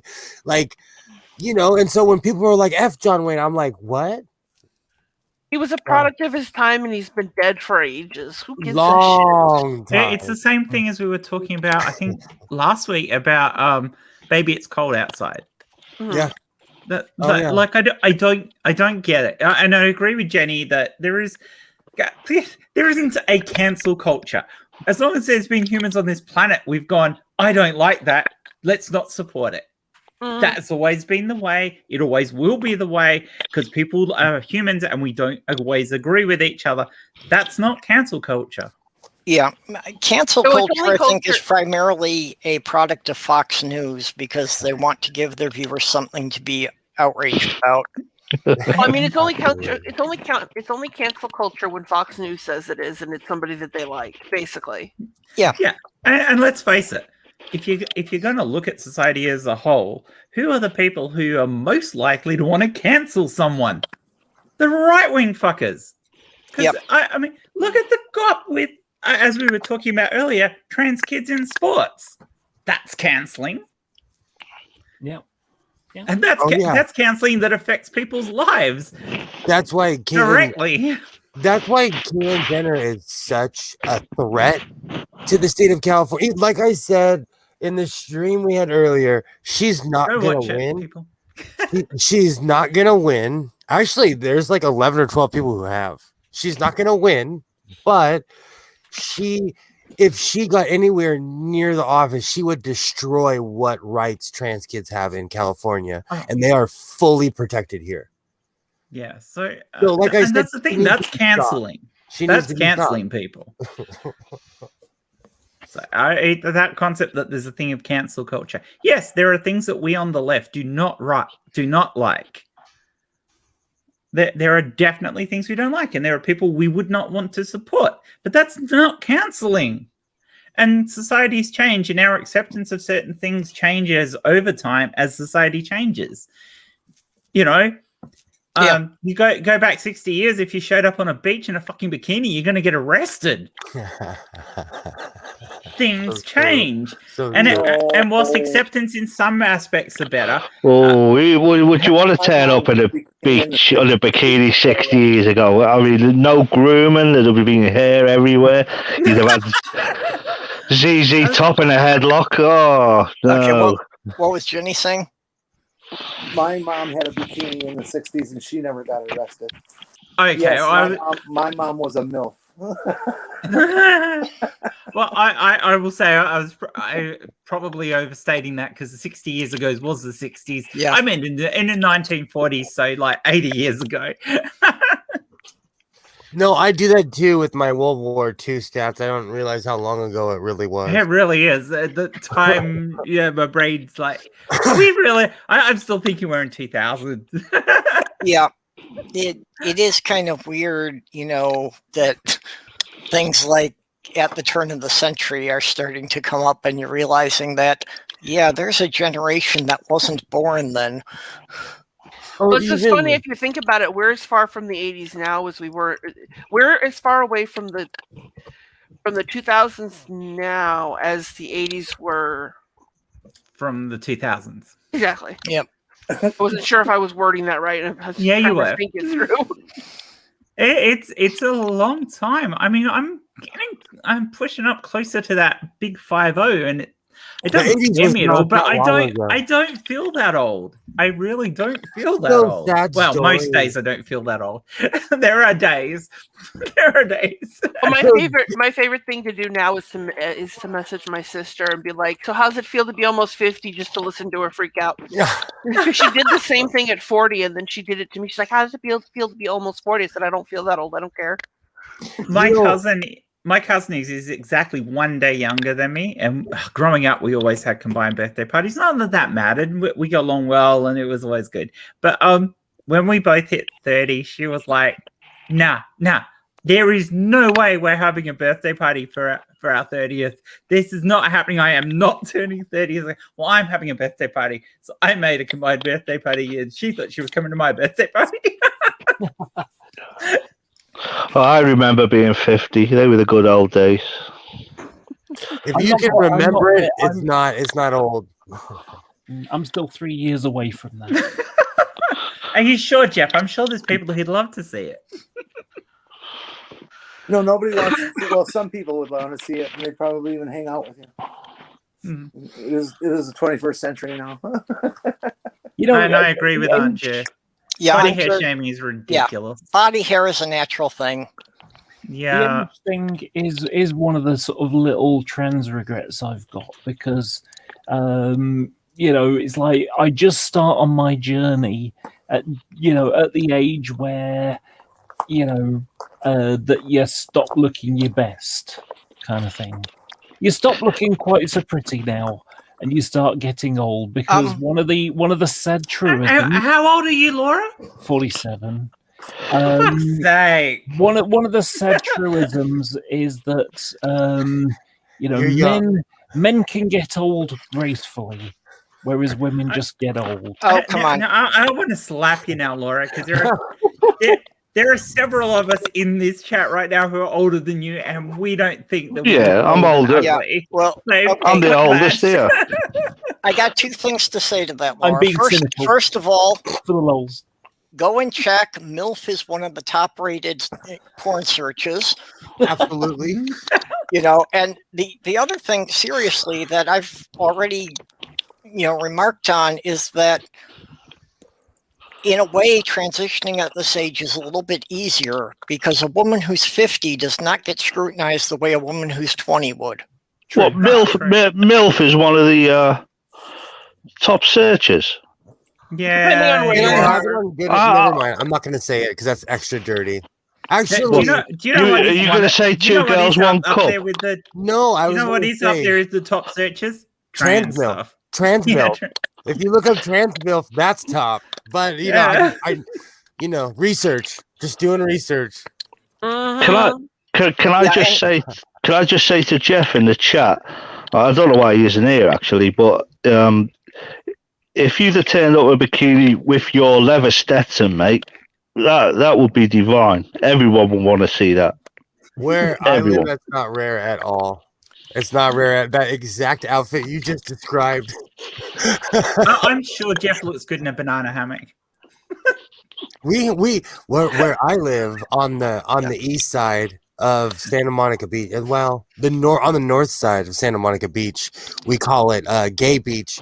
There's a 200-foot LGBTQIA++ flag on a building. Oh, brilliant. It's so huge you can see it from 3 miles away, and that quite literally is what separates. Well, and as far as the age thing, I've most of the time I've been on YouTube, I know I've been dealing with a lot of people, actually the majority of people in the community, who I was young enough to be their father.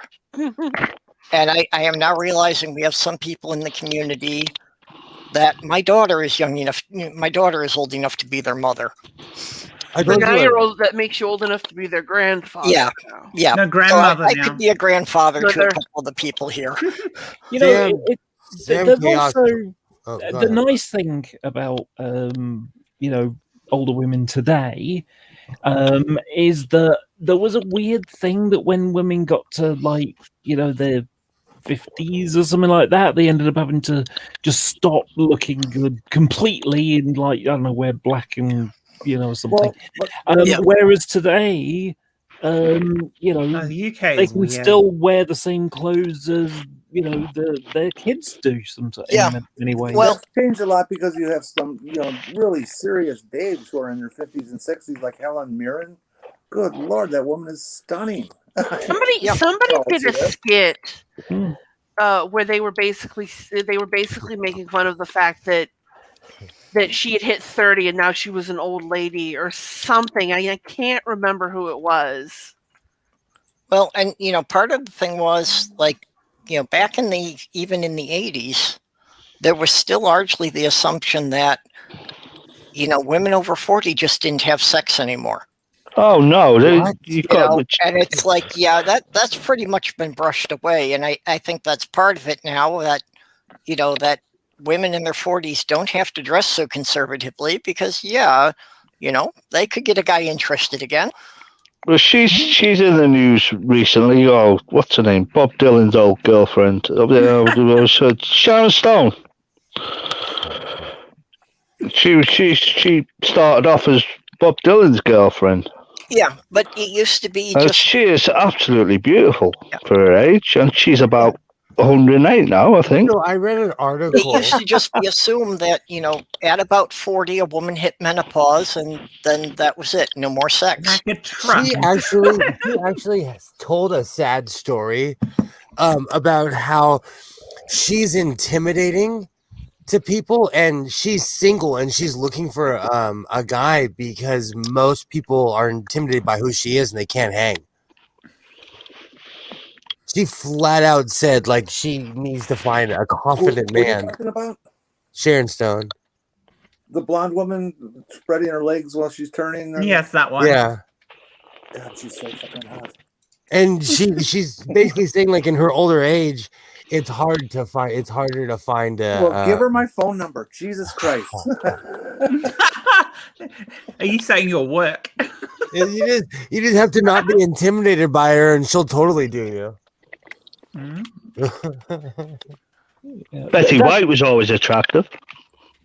Betty White was hot. So was Lucille Ball. Yeah. Mhm. There's this little old lady that comes into my work, and she must be in her 60s or in her 70s, but the way she dresses and she does her hair, she's always so perfect. And I'm like, I told one of my coworkers, I said, when she was young, she was hot. I can guarantee it. I mean, the Golden Girls proved that older women could be Yep. hot. Well, I look And pretty. you don't need to spatula on makeup or anything like that. It's not a requirement. Look at my avatar. Yeah, you're hot. Mary Lou Henner, there's another one. Yeah. Gates McFadden. Well, She's still hot. She's What about Mira Furlan? Oh, yeah, oh, she recently passed. I know she did, but right up until she passed, she was still hot. Oh, absolutely. Absolutely. Oh, Did I say a name that only Will would have picked up? What's the Kardashians' mum called? Hold on. No. no, not Kim. Their mum, yeah. Mom. Yeah, she's called Mom. Kris Jenner. Cool, Mum. Is it? I Yeah, don't but- think any of the Kardashians Okay. count because how much of that's plastic. that's what I was Oh, just well, gonna yeah, say. they can all Barbie be. girls. Plus, they can all be buried in a Y-shaped Okay. coffin. Made of So I'm gonna plastic. say something because I'm biased, and just keep in mind that that LA has become trash city, but every other person here has had plastic surgery. People aren't really hung up on it here because I guess we're all pretentious. I live in the land of beautiful people, so it's nothing for someone to get plastic surgery. Now, My when face was the one I was bury them- born. Well, no, it's aged since I was born, but I've had no facial work done ever. when Will. in California, they have to cremate people more often because if they buried them, they'd just be rotting away in the ground for like a century because they're mostly plastic. You know what's really? I can't say it properly. Is it the Astropristine? We are the only species to leave a layer of plastic on the planet that has ever existed on this planet that we can detect. And Well, I what's just picture a bunch of people Yeah, from but LA I mean, you laying can on say the that ground. about everything, you know. Well, what's the you could say going that- rate for Gru? The you Gru could say look. that- You could say that about spanners. What I did could imagine Sarah from being Blanche. what did you say, Doc? Sorry. My memory's poor, and I had to remember for a minute which one Blanche was. Oh, Blanche was the fun one. Mhm. But you know what? That joke I was saying about women just get old, I don't really think like that. It was a joke. It was it being cynical. And you know, this is me. There you go. I'm just sharing a picture for you, Purple. You know, that's what I look like. And I look at myself like that, and that makes me happy. Awesome. You're looking good. Yeah. Yeah. I've gone and put on a few pounds since then. That's COVID. Blame it on COVID. Everyone can blame a few pounds on COVID. Actually, I put on 50. I can't blame a pound of my weight on COVID because I've been working the entire fucking time. Wow, I put on 40. I went from 170 to Seraphim, lovely. My internet's working again. Yay! Hey. Yeah, everybody's mad at me just because I put on the weight the 6 years I was stuck in Michigan. So even with COVID and not being able to do my normal work, I've actually lost a bit of weight just because my diet's so much better here. I have a rule. As long as my upper chest is bigger than my stomach, I'm okay. It's the pretentious things. I just do a lot of push-ups. I put on so much weight. Well, I just joined at the wrong time. I'm a fat bitch. I should probably leave. I put on so much weight. I just realized I still had the nick that I'd used at the end of our stream. I put on so much weight in the I had pointed that out when you came in. I know, but I wasn't paying enough attention there, Perps. I put on so much weight in the last year that I caught a sight of my shadow on the wall, and that scared the hell out of me because I thought it was Alfred Hitchcock. You may have Ray Meyer syndrome, Laura. What's that, sorry? Ray Meyer syndrome. What's that then? Well, you know Ray Mears, yeah? No. He's the guy that lives off the land. Oh, right. Drinks his own urine, and so no, I don't do that. He's a survival guy. So his daily intake will be a few woodlice for breakfast, hedge trimmings for lunch, and a conker for dinner. Yeah, he's still a fat git. Right. I have a feeling that he doesn't just eat that, though. No, he lives off it. In his shows, he does anyway. Yeah. Whenever they have those shows where they're like, oh, like in the wild, where they're like, oh, I'm just gonna make this. I always picture that behind the camera there's this buffet, and he's just pretentiously cooking the salmon with the fake with whatever he's found to cook with it, eats it, and then turns around and has a pastrami sandwich from the catering cart. And then goes and lifts a rock and says, "You can live off this caterpillar," and then swallows it for the camera. And then he has a bar of chocolate to wash away the taste of the caterpillar. Yeah. For a while, I was watching these YouTube channels where they were doing foraging.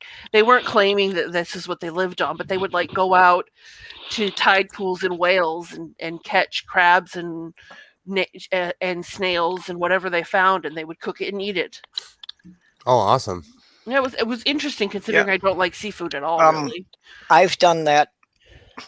Yeah, I've just gone out to the forest and just made lunch out of what we can find there.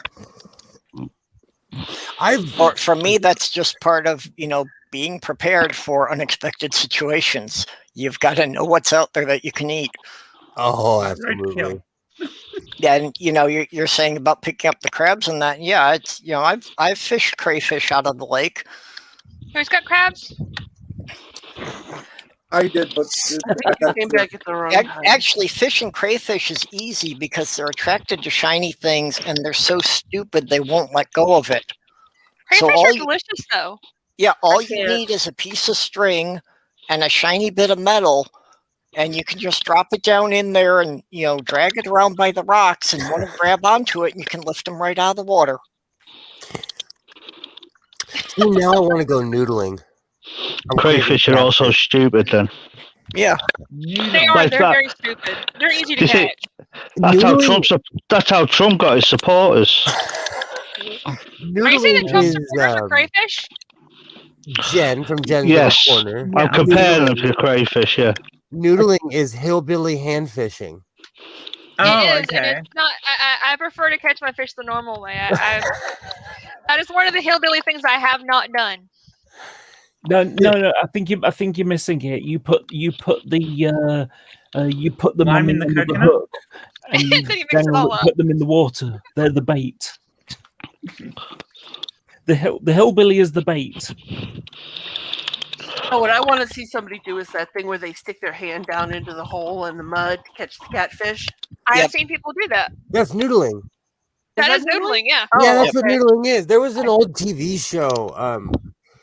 I had the fortunate happenstance to be able to hang out with my grandmother as she had dementia and passed, and my father as he had emphysema and died.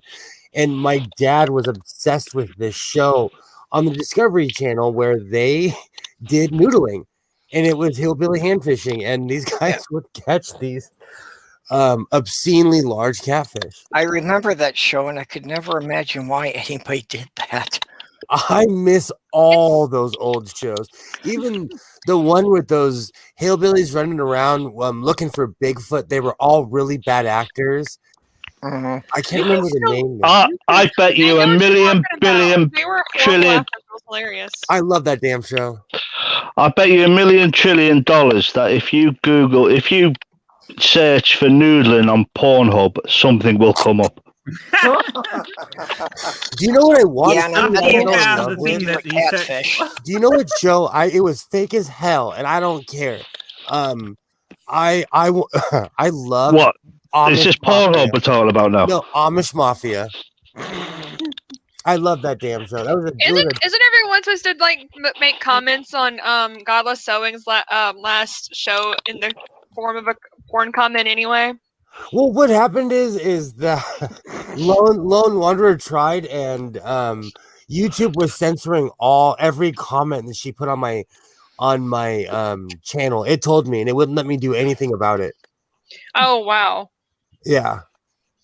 So she tried over and over, and it kept on deleting her comments because she said, "Hey, are you deleting my comments?" And I'm like, "Of course not. I'm all about free speech." People curse me out in German on my Do you know? on some of my stuff. You know. Do you know what the easiest thing to catch is? James Woods. Ooh, piece of candy. Ooh, piece of candy. It's Captain Black is my porn name, or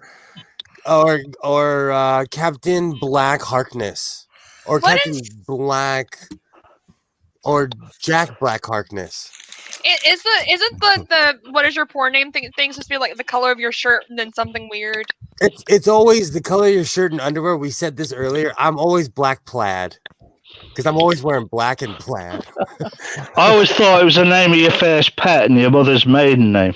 I think that's your stripper name. Well, if it's the Get a color of credit your card. shirt and your underwear, that makes me Gray Nun. Hey, none. Wait, what are we talking about again? What colors of what? Your What our stripper stripper name name is? is the color of the shirt you're wearing right now and the color of your underwear. I'm not wearing a I shirt. would be so black what does- white. Would be Yeah, I thought you were gonna say I'm not wearing underwear. I'm not wearing that either, but I'm wearing a dress. But that's not the point. So if I'm just wearing a dress, what would Dress that none. my porn name be? None. None. Okay. Mine would None be, sounds like a really weird superhero name. I'm None. That's an alien. None. None the alien. I'm here to tease your kinks. Give me to your leader. No, None sounds like something from like a really horrible Catholic porno parody thing. What do you call a nun that lives in an apartment above you? None above. What's that? None of the above. None of the above. I'm still disappointed that no one introduces dog as D-O capital G. I like that.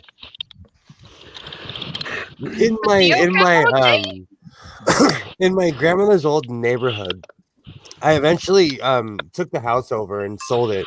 But long story short, there was an old story when I was a kid about a guy who died and gave his house to the church. I thought they were kidding. It was real. The nuns lived there. So it was not rare to see a nun driving a car through the neighborhood at all. Uh-huh. That is pretty neat. Because the church owned the house because some guy had nothing, so he gave everything he owned to the church, and he had no people in his life. Yeah, so- I think that actually happens quite a lot. Mm-hmm. Them Like, damn even Christians. people who have families kind of get talked into giving everything to the church. And it was not like the houses were huge, so I'm sure they put quite a few nuns in that in that house. They were larger houses. There was a great story though. When I was in high school, my church would always get, people, it's a Catholic church, so you get people from around the world.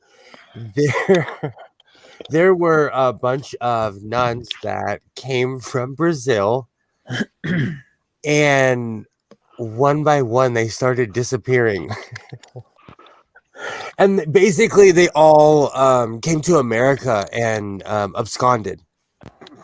And they used the church to get here. Mm-hmm. I was kind of proud of them. I thought it was Following Jer's example, my porn name would be Hazel Chocolate. Ooh. Yeah, I like on church. That sounds sexy. Better. It does. Hazel Chocolate sounds sexy. It also sounds a little racist coming from somebody as white as me. If we're doing the food one, mine would be green. What was the last thing I ate? Shit. Green ramen or green noodles would be mine. I would be Hazel Pop-Tart. Well, mine would be blue peppermint now, so. I would be blue salami. Ooh, I would be brown. I'd be brown pizza. That works. Brown pizza. Brown pizza. That's great. Seraphim, that was my nickname for the Spice Girls, Pop-Tarts. Brown pizza sounds like a sex act, like hillbilly hand fishing. That's a sex act, surely. Hillbilly hand fishing is something you do after 12 beers and a bet.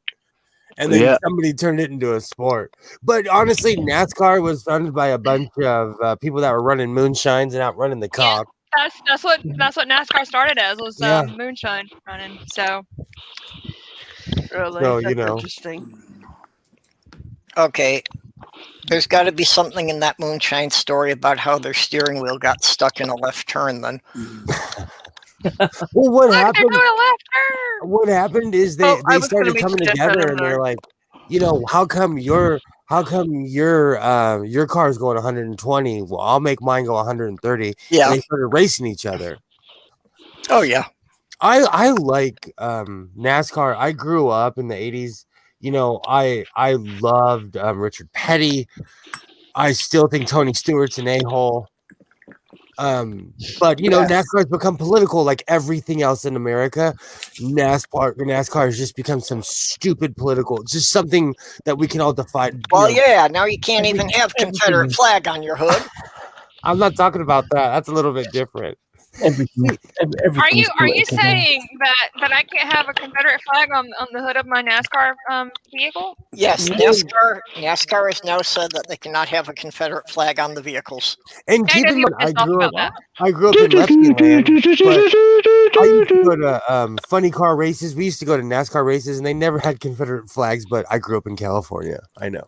I grew up in Georgia, and a lot of the people who weren't, I've never been to a NASCAR race myself, but I know a lot of people who are NASCAR fans, and a lot of them do have Confederate flags on their vehicles. I still have a jersey, a NASCAR jersey. I wore it on stream one time. I love that damn jersey. I'm gonna go in New Jersey. Yeah, I don't own a jersey. I need to get one because my work sometimes has days where you can wear jerseys, and I want to take part in that. Do people buy new jerseys in New Jersey? Would you buy used jersey in New Jersey? Yeah, Jen, I actually went to visited my friends in Aberystwyth, and just down the road there's a place called Cardigan. Sorry. And so I sent a postcard from Cardigan to my friend in Jersey City. Cool. I really did this. Were you buying a cardigan though? Because that would have been even better. Yeah. Was there a cardigan on the cardigan? Did you find the cardigan under someone's bed? But what you need to do is you need to go to Cardigan, buy a cardigan that has the motif on it of "I've been to Cardigan." I love the song by the Cardigans. Oh, I watched the Cardigans in Cardigan in a cardigan. Now I have that song stuck in my head. Well, next time I go to Cardigan, I'll make sure I wear a cardigan. But anyway, I'm going to go now. Just want to say, by the way, Jen, I'm just a few weeks away from hormones. Awesome! Congratulations. Excellent stuff happening. So, I just got killed in my game that I'm playing. You guys should feel bad for me. We do. Laura, We always feel bad for you. it's You time should. Laura, it's time for you to step up. It's not hormones, it's boob food. Tit tonic. Wait a minute. Tit tonic. I like it. you know, one of the nicest things, sort of like gender affirming kind of things. So this is 2019 before COVID was a thing. And I ended up having a 3-way conversation with 2 ladies on the cosmetic counters at Boots in Manchester. And I asked the question, I said, got a question for you, because I can ask these questions, It's like, I wonder what my boobs are going to be like.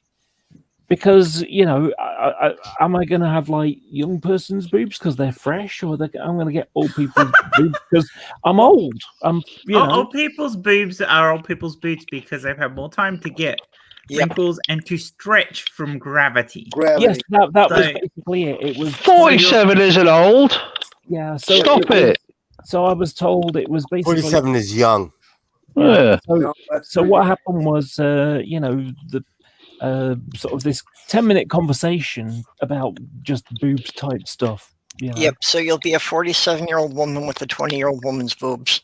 Well, you see, except that often you have a problem is that the older you transition, the less reaction your body gives to the hormones, because you're at an age where it shouldn't be really, where it's not expecting to be responding to hormones anyway.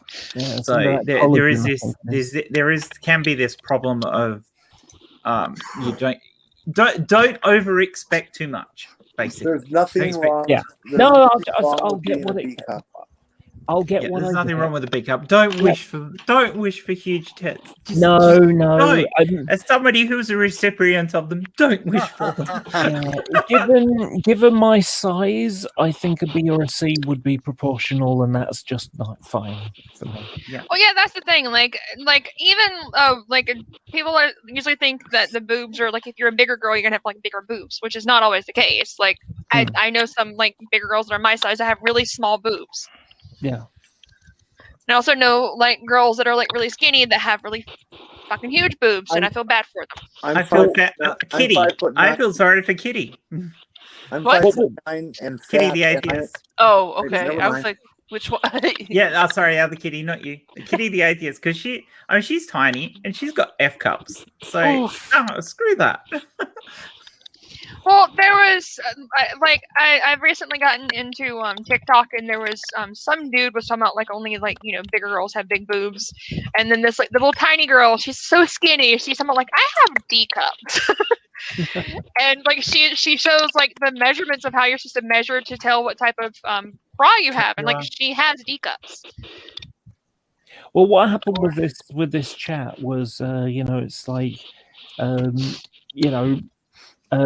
what makes them say whatever is age and it's like time and gravity. So she said, there's a mathematical equation to you're, it, basically. You're going to be 50 and you'll have the boobs of a 20-year-old. We're all going to hate you. Yeah. And afterwards, I said thanks for that conversation. And she went, what do you mean? I said, well, if I was still a guy, do you think we'd have had that conversation? And she went, no, probably not. So it was like really affirming, because I was having a girly conversation about boobs. Yep. Well, you never know, Laura. You might end up looking like you're smuggling 2 godless sewing down your shirt. And Nerdy, you can start with me, Nerdy. Well, if it means anything to anyone, I always thought boobs were kind of overrated. So a woman that's got small boobs and full hips is more likely to get my attention. If you want a rough idea, if you transition young enough, so if you're from your mid-20s down young enough, you should grow breasts equivalent to like your mum or your sister. Genetics is weird like that, but probably minus a cup size. If As you get a little bit beyond that, you lose a little bit of that potential of your body responding to the hormones. But that is very dependent. I know people who transitioned in their 50s who ended up with double Ds just from hormones. So yeah, there's no hard and fast rule of how this works. Wait a minute, don't they always come in doubles? Yeah. I've also known women that for some reason in their 40s their boobs grew an extra cup size or two. Yeah, it's because their belly. That's because their belly grew 3 times bigger. No, not all of them. And pregnancy is good one for getting bigger tits as well. One of the nice things. Oh, so I gotta get pregnant now. Yeah, that's it, Perps. You're gonna get pregnant. One of the nice things that happened for me was that. So I went to my doctor's, asked him to refer me to a general identity clinic. That was December of 2018. In the January, I felt a lump on my breast. And so I went to my doctor's, treated like a female patient, which was fantastic, and sent up to the hospital for a scan, which hurts like crazy, a mammogram. But turns out I was growing boobs, and that's what it was. I was budding. That a 1 in 1,000 reaction to one of the medications I take can cause breast growth. Well, that's a good thing for you, Laura. Yeah, I know, it was perfect. I mean, and at that time, I had about a thumb's worth of tissue in the right-hand side and half a thumb in the left. And now I've got about 4 fingers on the right and 3 on the left. So, anyone who's never had a mammogram, they fucking suck. They do, they hurt like motherfuckers. Yeah, my doctor's like, you need to have one, and I'm just like, I don't want to have my boobs squished. Yeah, but basically, they treat you Fine, tits like fuck you, apples I'm that they're going to press in an apple press. That and the thing is always cold. It's never warm, and I'm like, Well, no. and don't worry, also the pain will make it. You'll forget about the cold when you get the pain. Yeah. Oh, I know. Yeah, there's a lot of research that says that the whole thing about women having the mammograms regularly doesn't really help as far as detection or prevention of cancers. No, it doesn't. Because usually the increase in the diagnostic is such a small percentage that's really just a lot of pain and wasted money that most women don't need to do that on a regular basis. If you actually go to a doctor and learn to do then you need to do it on an annual basis. Yeah, you should. I mean, for most women, if you go and learn, and do go and learn how to inspect yourself properly, how to do a proper self-examination of your breasts, and you do it regularly, you're going to notice changes that happen, and then you go and see a doctor, and they don't even need to do a mammogram. They can. It is possible to ultrasound your boobs without squishing them. So, I think they just like the tormenting. They want to squish them. They're like, you know what? Let's torture the bitch. And whoever invented the mammogram needs a kick in the dick. Come on now, will it you was let me obviously a talk? guy. Okay, let Jenny. Sorry. Jesus Christ. Forget it. I don't even want to talk anymore. Just forget it. The problem is you're quite quiet, so it's hard to hear you start sometimes.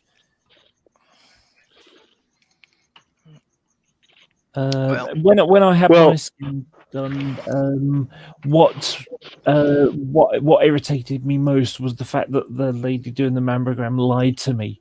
She said it'll only hurt for 10 seconds. She didn't include the walking across the room, the pressing the button, the machine to take 10 seconds, and another 20 seconds to come and let me out. Well, I'm 52 and I poo in a bag at the moment, so could be if worse. anyone's interested. Could be worse. It could be me. The other thing that's perfectly valid poo is... on you? No, me pooing in a bag. Oh, true. If you have a female partner, you can help her with that. I did with my ex and my fiance. Because it's like, it was fun for me to play with them. So, if I'm doing that regularly, I could tell if something was changing. I'm sure Godless Sewing will it be able to explain this. Doesn't really work like that in LA because it's like there was a film LA Story and it's like there's something wrong with your boobs and she says, "Oh, that's because they're real." I was gonna say I do regular mold checks, but that's because I'm double jointed and extremely flexible. I do mold checks all the time. But You the got same for men. The same for men is, it's valid to check for lumps in the scrotum. The only problem for men is reporting it if they find it. I actually do know a guy that passed away from breast cancer. So also, check for lumps there too. So Yeah. like don't think, oh, it won't things happen to me if you do find one. So But how many people would know what to look for? Well, that's the thing. Yeah, most people don't know what to look for. Most people don't know, The main thing signs. is that you should do this regularly. You should do this, every week when you take a shower, because the thing that clues it off is if something changes. Yeah, if that's you true. find a lump somewhere that there wasn't a lump a couple of months ago.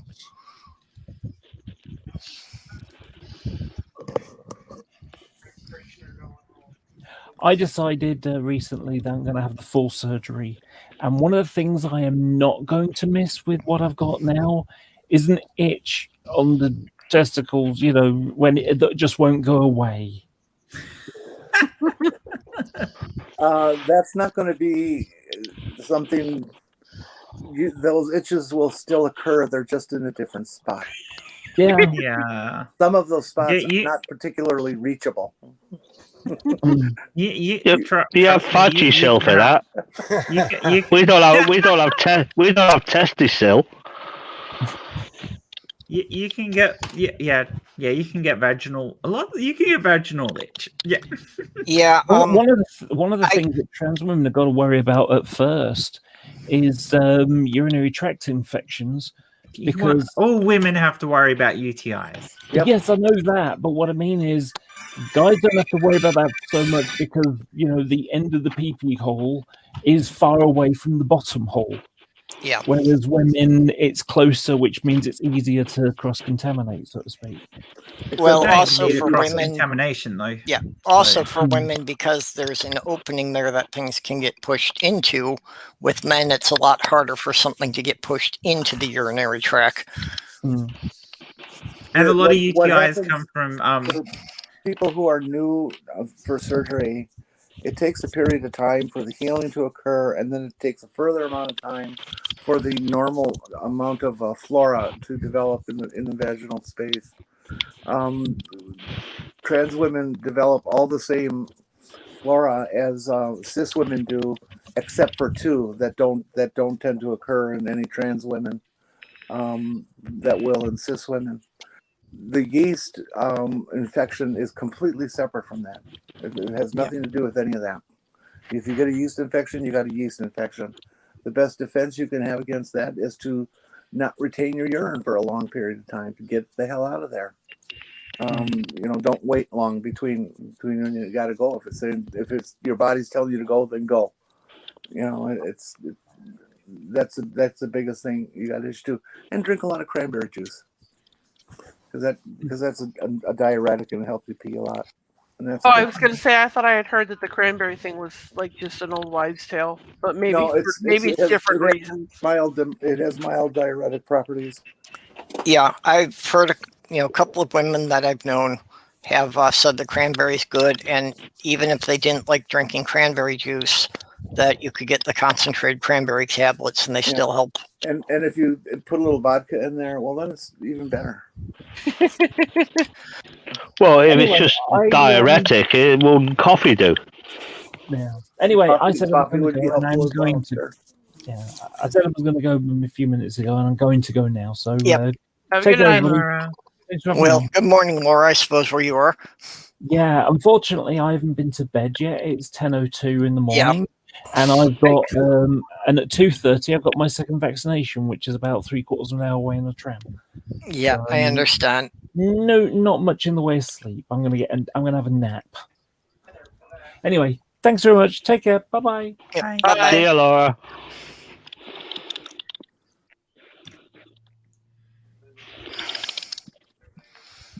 Wait. Yeah, we have been going for 4 hours, so maybe it's about time to wind down here. Who's up next? So, I don't know if we hang in there 7 more minutes, then we hit an official 4 hours. that's right. We Well, did it'll start a take that bit long to late. show. Yeah, we'll have to go around. So, yep. Who's got something that they want to shill out?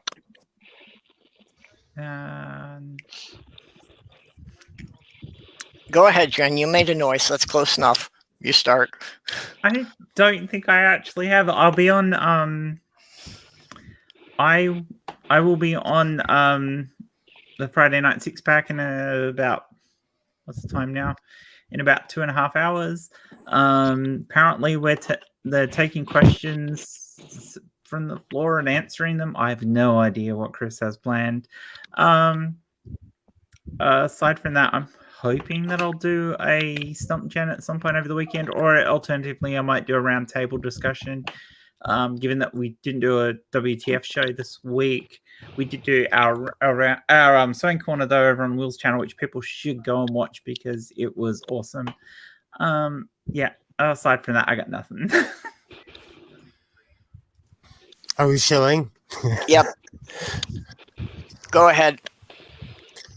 Hi, I'm Godless Sewing from the Godless Sewing channel. If you liked this obnoxious speech I had all night long and everything that I was saying, you should come subscribe to the Godless Sewing channel. Check us out. We have the Sewing Circle every Thursday.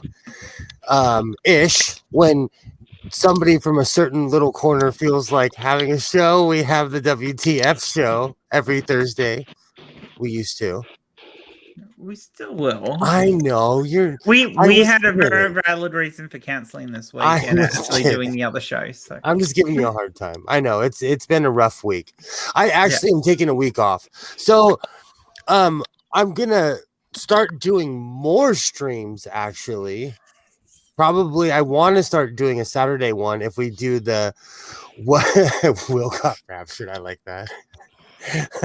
I'd come back just to be like, oh no. It's so real. Oh crap. I stream, you stream, we all stream on Will's stream. The shit I've seen. Yeah, exactly. So long story short, subscribe every Thursday. We do stuff. We judge people. We just had a stream today. You should go check it out. I'm exhausted. Have fun, wear a mask, and don't harm people. How about that? Don't be nice. be a dick. Be nice. Rule number don't 1. Be a dick. Okay. GOG. You got anything coming up? Well, no, I'm just going to be hanging around and hopefully get invited on some streams and learn the trade while I've got a lot of time on my hands at the moment while I'm bedridden and doing fuck all. And I'm with Will. Respect everyone. Love everyone. Love your life. Love everyone else's life. Well, you can drop in here anytime. Absolutely. Glad to see you that you're back. Missed you. Yeah, it was touch and go, but yeah, I, in fact, I've come back after that induced coma. I've come back feeling a million times more positive because I went in there because I'd had a stroke and I was all miserable, and then I was dragged in there. But then when I realised they were going to induce a coma on me, and I woke up, I just feel a billion times more positive now. I'm thinking, well, I didn't die. So I'm just appreciating time I've got here more, and did rather you see than wallowing in self pity sort of thing. Sorry, Jen, what were you saying? Did you see the light when they put you in the coma? Or... No, literally, I was out for almost 6 weeks, and it felt like just a night's sleep to me.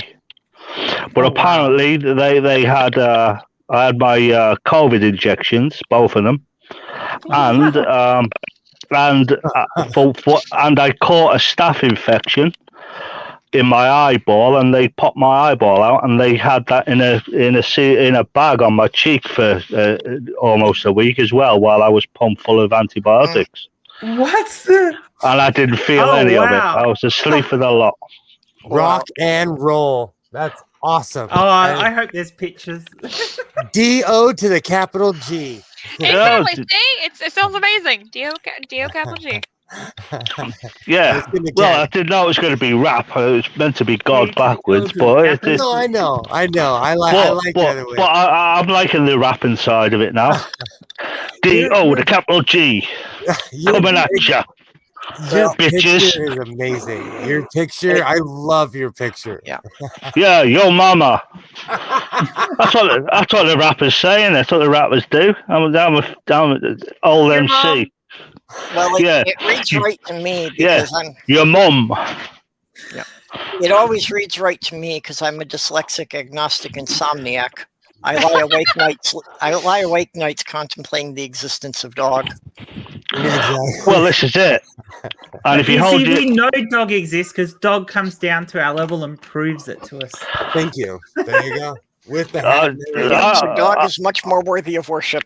I like to think I raise myself to your level, but if you turn the screen upside down, does that mean that you've risen again? well, no. I don't know. If you turn your screen upside down and look at my avatar, it says God, and it's an amusing novelty dildo. Look, Jesus has nothing on dog. Jesus was 3 days out to it, and dog made 6 weeks. So dog for 6 weeks and came back for our sins. No, you guys are forgetting the part with the eyeball dog. You're hardcore. You're hardcore. I respect that. I honestly respect that. Just the image of that, of having your eyeball out of the socket, is grossing me out. So. Well, it's what I was told, whether it was true or not. But I do believe it because my eye was bright red for a few days. It's sort of whitening back up now. But I want to. I know Perp's trying to end, so I'll leave you with this.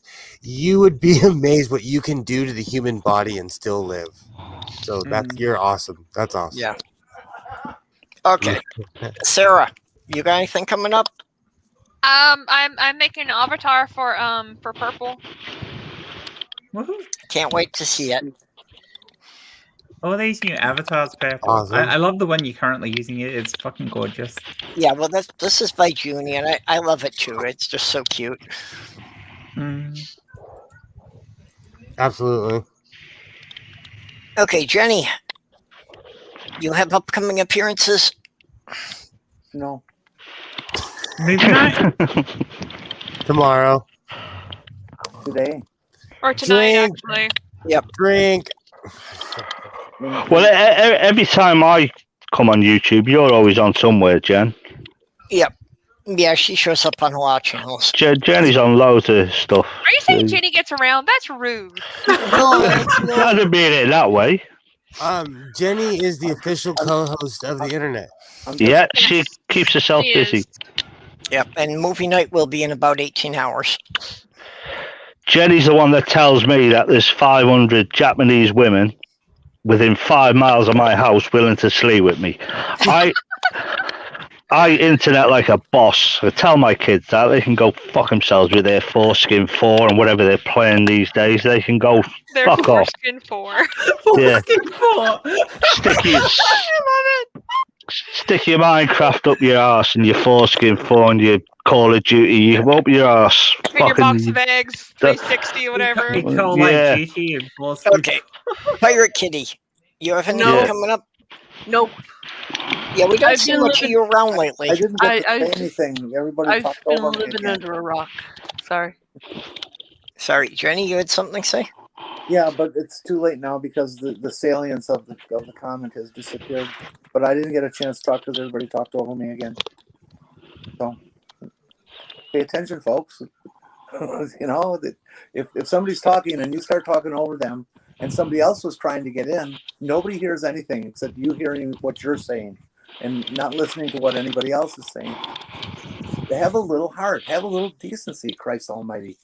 This group talks over itself all the time. It's just it's infuriating, and I'm always on the end that gets silenced. And I'm tired of it. Please have a little more sensitivity. Yeah. And I'll quit bitching now. I'm sorry. Yeah. Let's say respect everyone, love and respect everyone, and their fucking points as well. It is also a problem with StreamYards that, even as the moderator, I can't tell who's waiting to talk. And Purple, before you close it down, remind everyone what we're here for, and repost the link to the GoFundMe. And it's been fun, guys, and the chat. It's been a good laugh. I've enjoyed it thoroughly. Well, and they will be starting the marathon for Manda. We'll be starting at 4 p.m. Central. I just hope it works out that I can help. Because I had been, because I live about 45 minutes from Amanda, and I messaged her and I was like, if you need help, let me know. I can show up. Just give me some warning so I could take it off from work. And then, like the same day that I messaged her and said that, my sister messaged me and goes, I need heart surgery and you have to come home. Is this going to be the kind of situation for Amanda where she gets everything ready and then she has to move all of a sudden and can't tell anybody at the house it's going to happen? You know what I'm saying? It's a shit situation, but I'm sure she's got a good community behind her to get her through it. Yep. So, we're trying to raise money for Amanda to get out of a very abusive living situation. So there's the link in the YouTube chat for anyone who has a few dollars to help. Talking of moving, because I was out of it for a couple of months, how did your move go, Jen? Good. I'm actually in my new place. My setup here is actually better than the one I had before. But I'm working on the new house. I'm doing repair work around here because this was a fixer-upper. I've taken photos of it, which I will publish on Twitter at some point so that people can see what I've been doing. A few of the people in the groups have seen some of the stuff because I've posted a few of the pictures already. But yeah, no, it's good. I'm enjoying it. I've been pretty busy though, which has sort of cut me out from being on a lot of stuff and doing a lot of my own stuff as well, which hopefully as I get stuff done here, as things settle down and my brother gets more stable and everything, then hopefully it'll be a case if I can get right back into doing the stuff online that I love. I know you've had a couple of episodes of having to take your brother back to the hospital there. Yeah, well, I took him to the doctor's today, but that wasn't that was an appointment that he had. But yeah, he's already been, since we've moved, he's already been in hospital. So down here, so well, hope he gets better soon. And I got to take him back to Perth in 2 weeks to see a specialist, so up there, so that'll be fun. So yeah, it's one of those things. It's a long-term condition for him, and it's going to take time. But I mean, around that, once I've got a lot of the work done in the house and completely unpacked, because I've only been here about 4 weeks, almost 4 weeks. Yeah. Almost exactly 4 weeks, actually. As I get all that, as I get everything sorted out and everything, I'll have more time to do other stuff. But at least the computer's set up so I can stream when I need to stream. And at least you've got all your stuff in one location now. Oh yeah, no, I'm not in two places, which is good. And there's a few more things I want to do for the setup I've got here. For example, my green screen's up, but I need to improve my lighting a bit better here so that I can properly light the green screen, because if you don't light your green screen properly, they don't work very well, and then you can't do backgrounds and stuff like that. Have you made sure that there's no big terrible spiders or snakes? Oh, I've already had I had a huntsman fall off the ceiling and land on my computer desk in front of me. Oh goodness!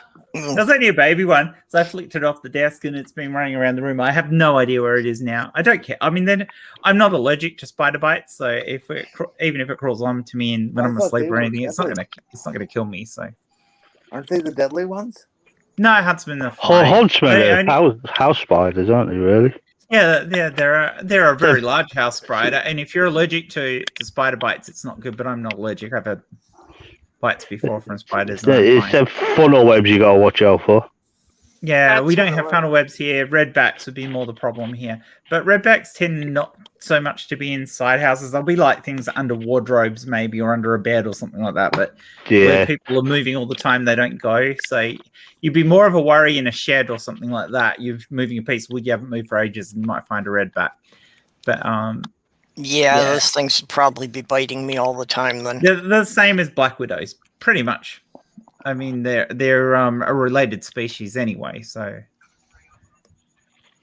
the venom's slightly different between the two, though. Oddly enough. Yeah, Every- a black widow was the worst reaction I've ever had to a spider bite. That was one that actually made me dizzy for a bit, and I had to sit down and wait for it. Yeah. Well, more people get bitten by redbacks than probably anything else in Australia. everything's but, I mean, venomous in Australia. Rabbits, hamsters, magpies, sparrows. They're all venomous. They're all Oh. venomous, and they're all out to kill you. Kylie and I, my daughter Kylie and I, we went we took her dog for a walk in the park, and we got attacked by a vicious seagull. Doorknobbers You know got how the you'd right expect idea. magpies? Oh, you guys don't know magpies, but you know how you sometimes get birds that will sweep in on you and attack you because they don't want you in the area you're in. This is Oh, a yeah. fucking seagull. I'm We like, do have, look at the we do have seagull. magpies, by the way. Sorry? We do have magpies. They're just another. Oh, perk. do you have magpies? Oh, I didn't know that. Yep. They're vicious shit. Although, as magpies. far as the parks here go, the biggest problem is the Canadian geese. Huh. I'm supposed to be Oh, drawing geese a are because picture at aggressive some point. fuckers. They're the worst. Well, What's the that, Sarah? Canadian geese will attack you, and if they fail, they will just fly off to gather reinforcements and come back. Yeah. Canadian geese are the COVID-19 of the bird species. They are literally everywhere in the world. Yeah, my Ibises dog, are fucks. my dog Yeah. would, go after them and chase the geese off, and there'd be like 3 or 4 of them that she would chase off. And 3 minutes later, there would be 10 of them coming back. Yeah. The only problem with geese is not knowing how long to roast them. Oh, True. aren't geese a bit gamey though, as Well- far as birds go? Duck is if you don't cook it properly. Oh, duck is terribly gamey. Well, duck is terribly greasy. We got a duck farm nearby. Oh, I love duck. Oh wow. I haven't Duck's had okay. duck in a while. I've never tried goose. Okay, well, all right. I do want Turkeys are to revolting. shut this down here. So just before we Yeah. go, I need to thank all my Patreon supporters, Vonrick and Junie, who did my avatar, Ox, Robert X, Mikey Famine, the Lavender Lady, and Greg Hartwick, because I really do appreciate them helping out. And, among other things, they're giving me the money to have the paid version of Streamlabs here. So, StreamYard. and with that, I will say good night to all of you, or good morning, or whatever it is where you are. Can I say just one last thing? Sure. If we hang in there another 49 minutes, we can go 5 hours. Yeah. No. I need to wind down and try to get to bed before sunrise. Okay. I gotta wake my kid up in 4 hours to go to Bye school. bye, everyone. Bye. Bye-bye. Bye bye.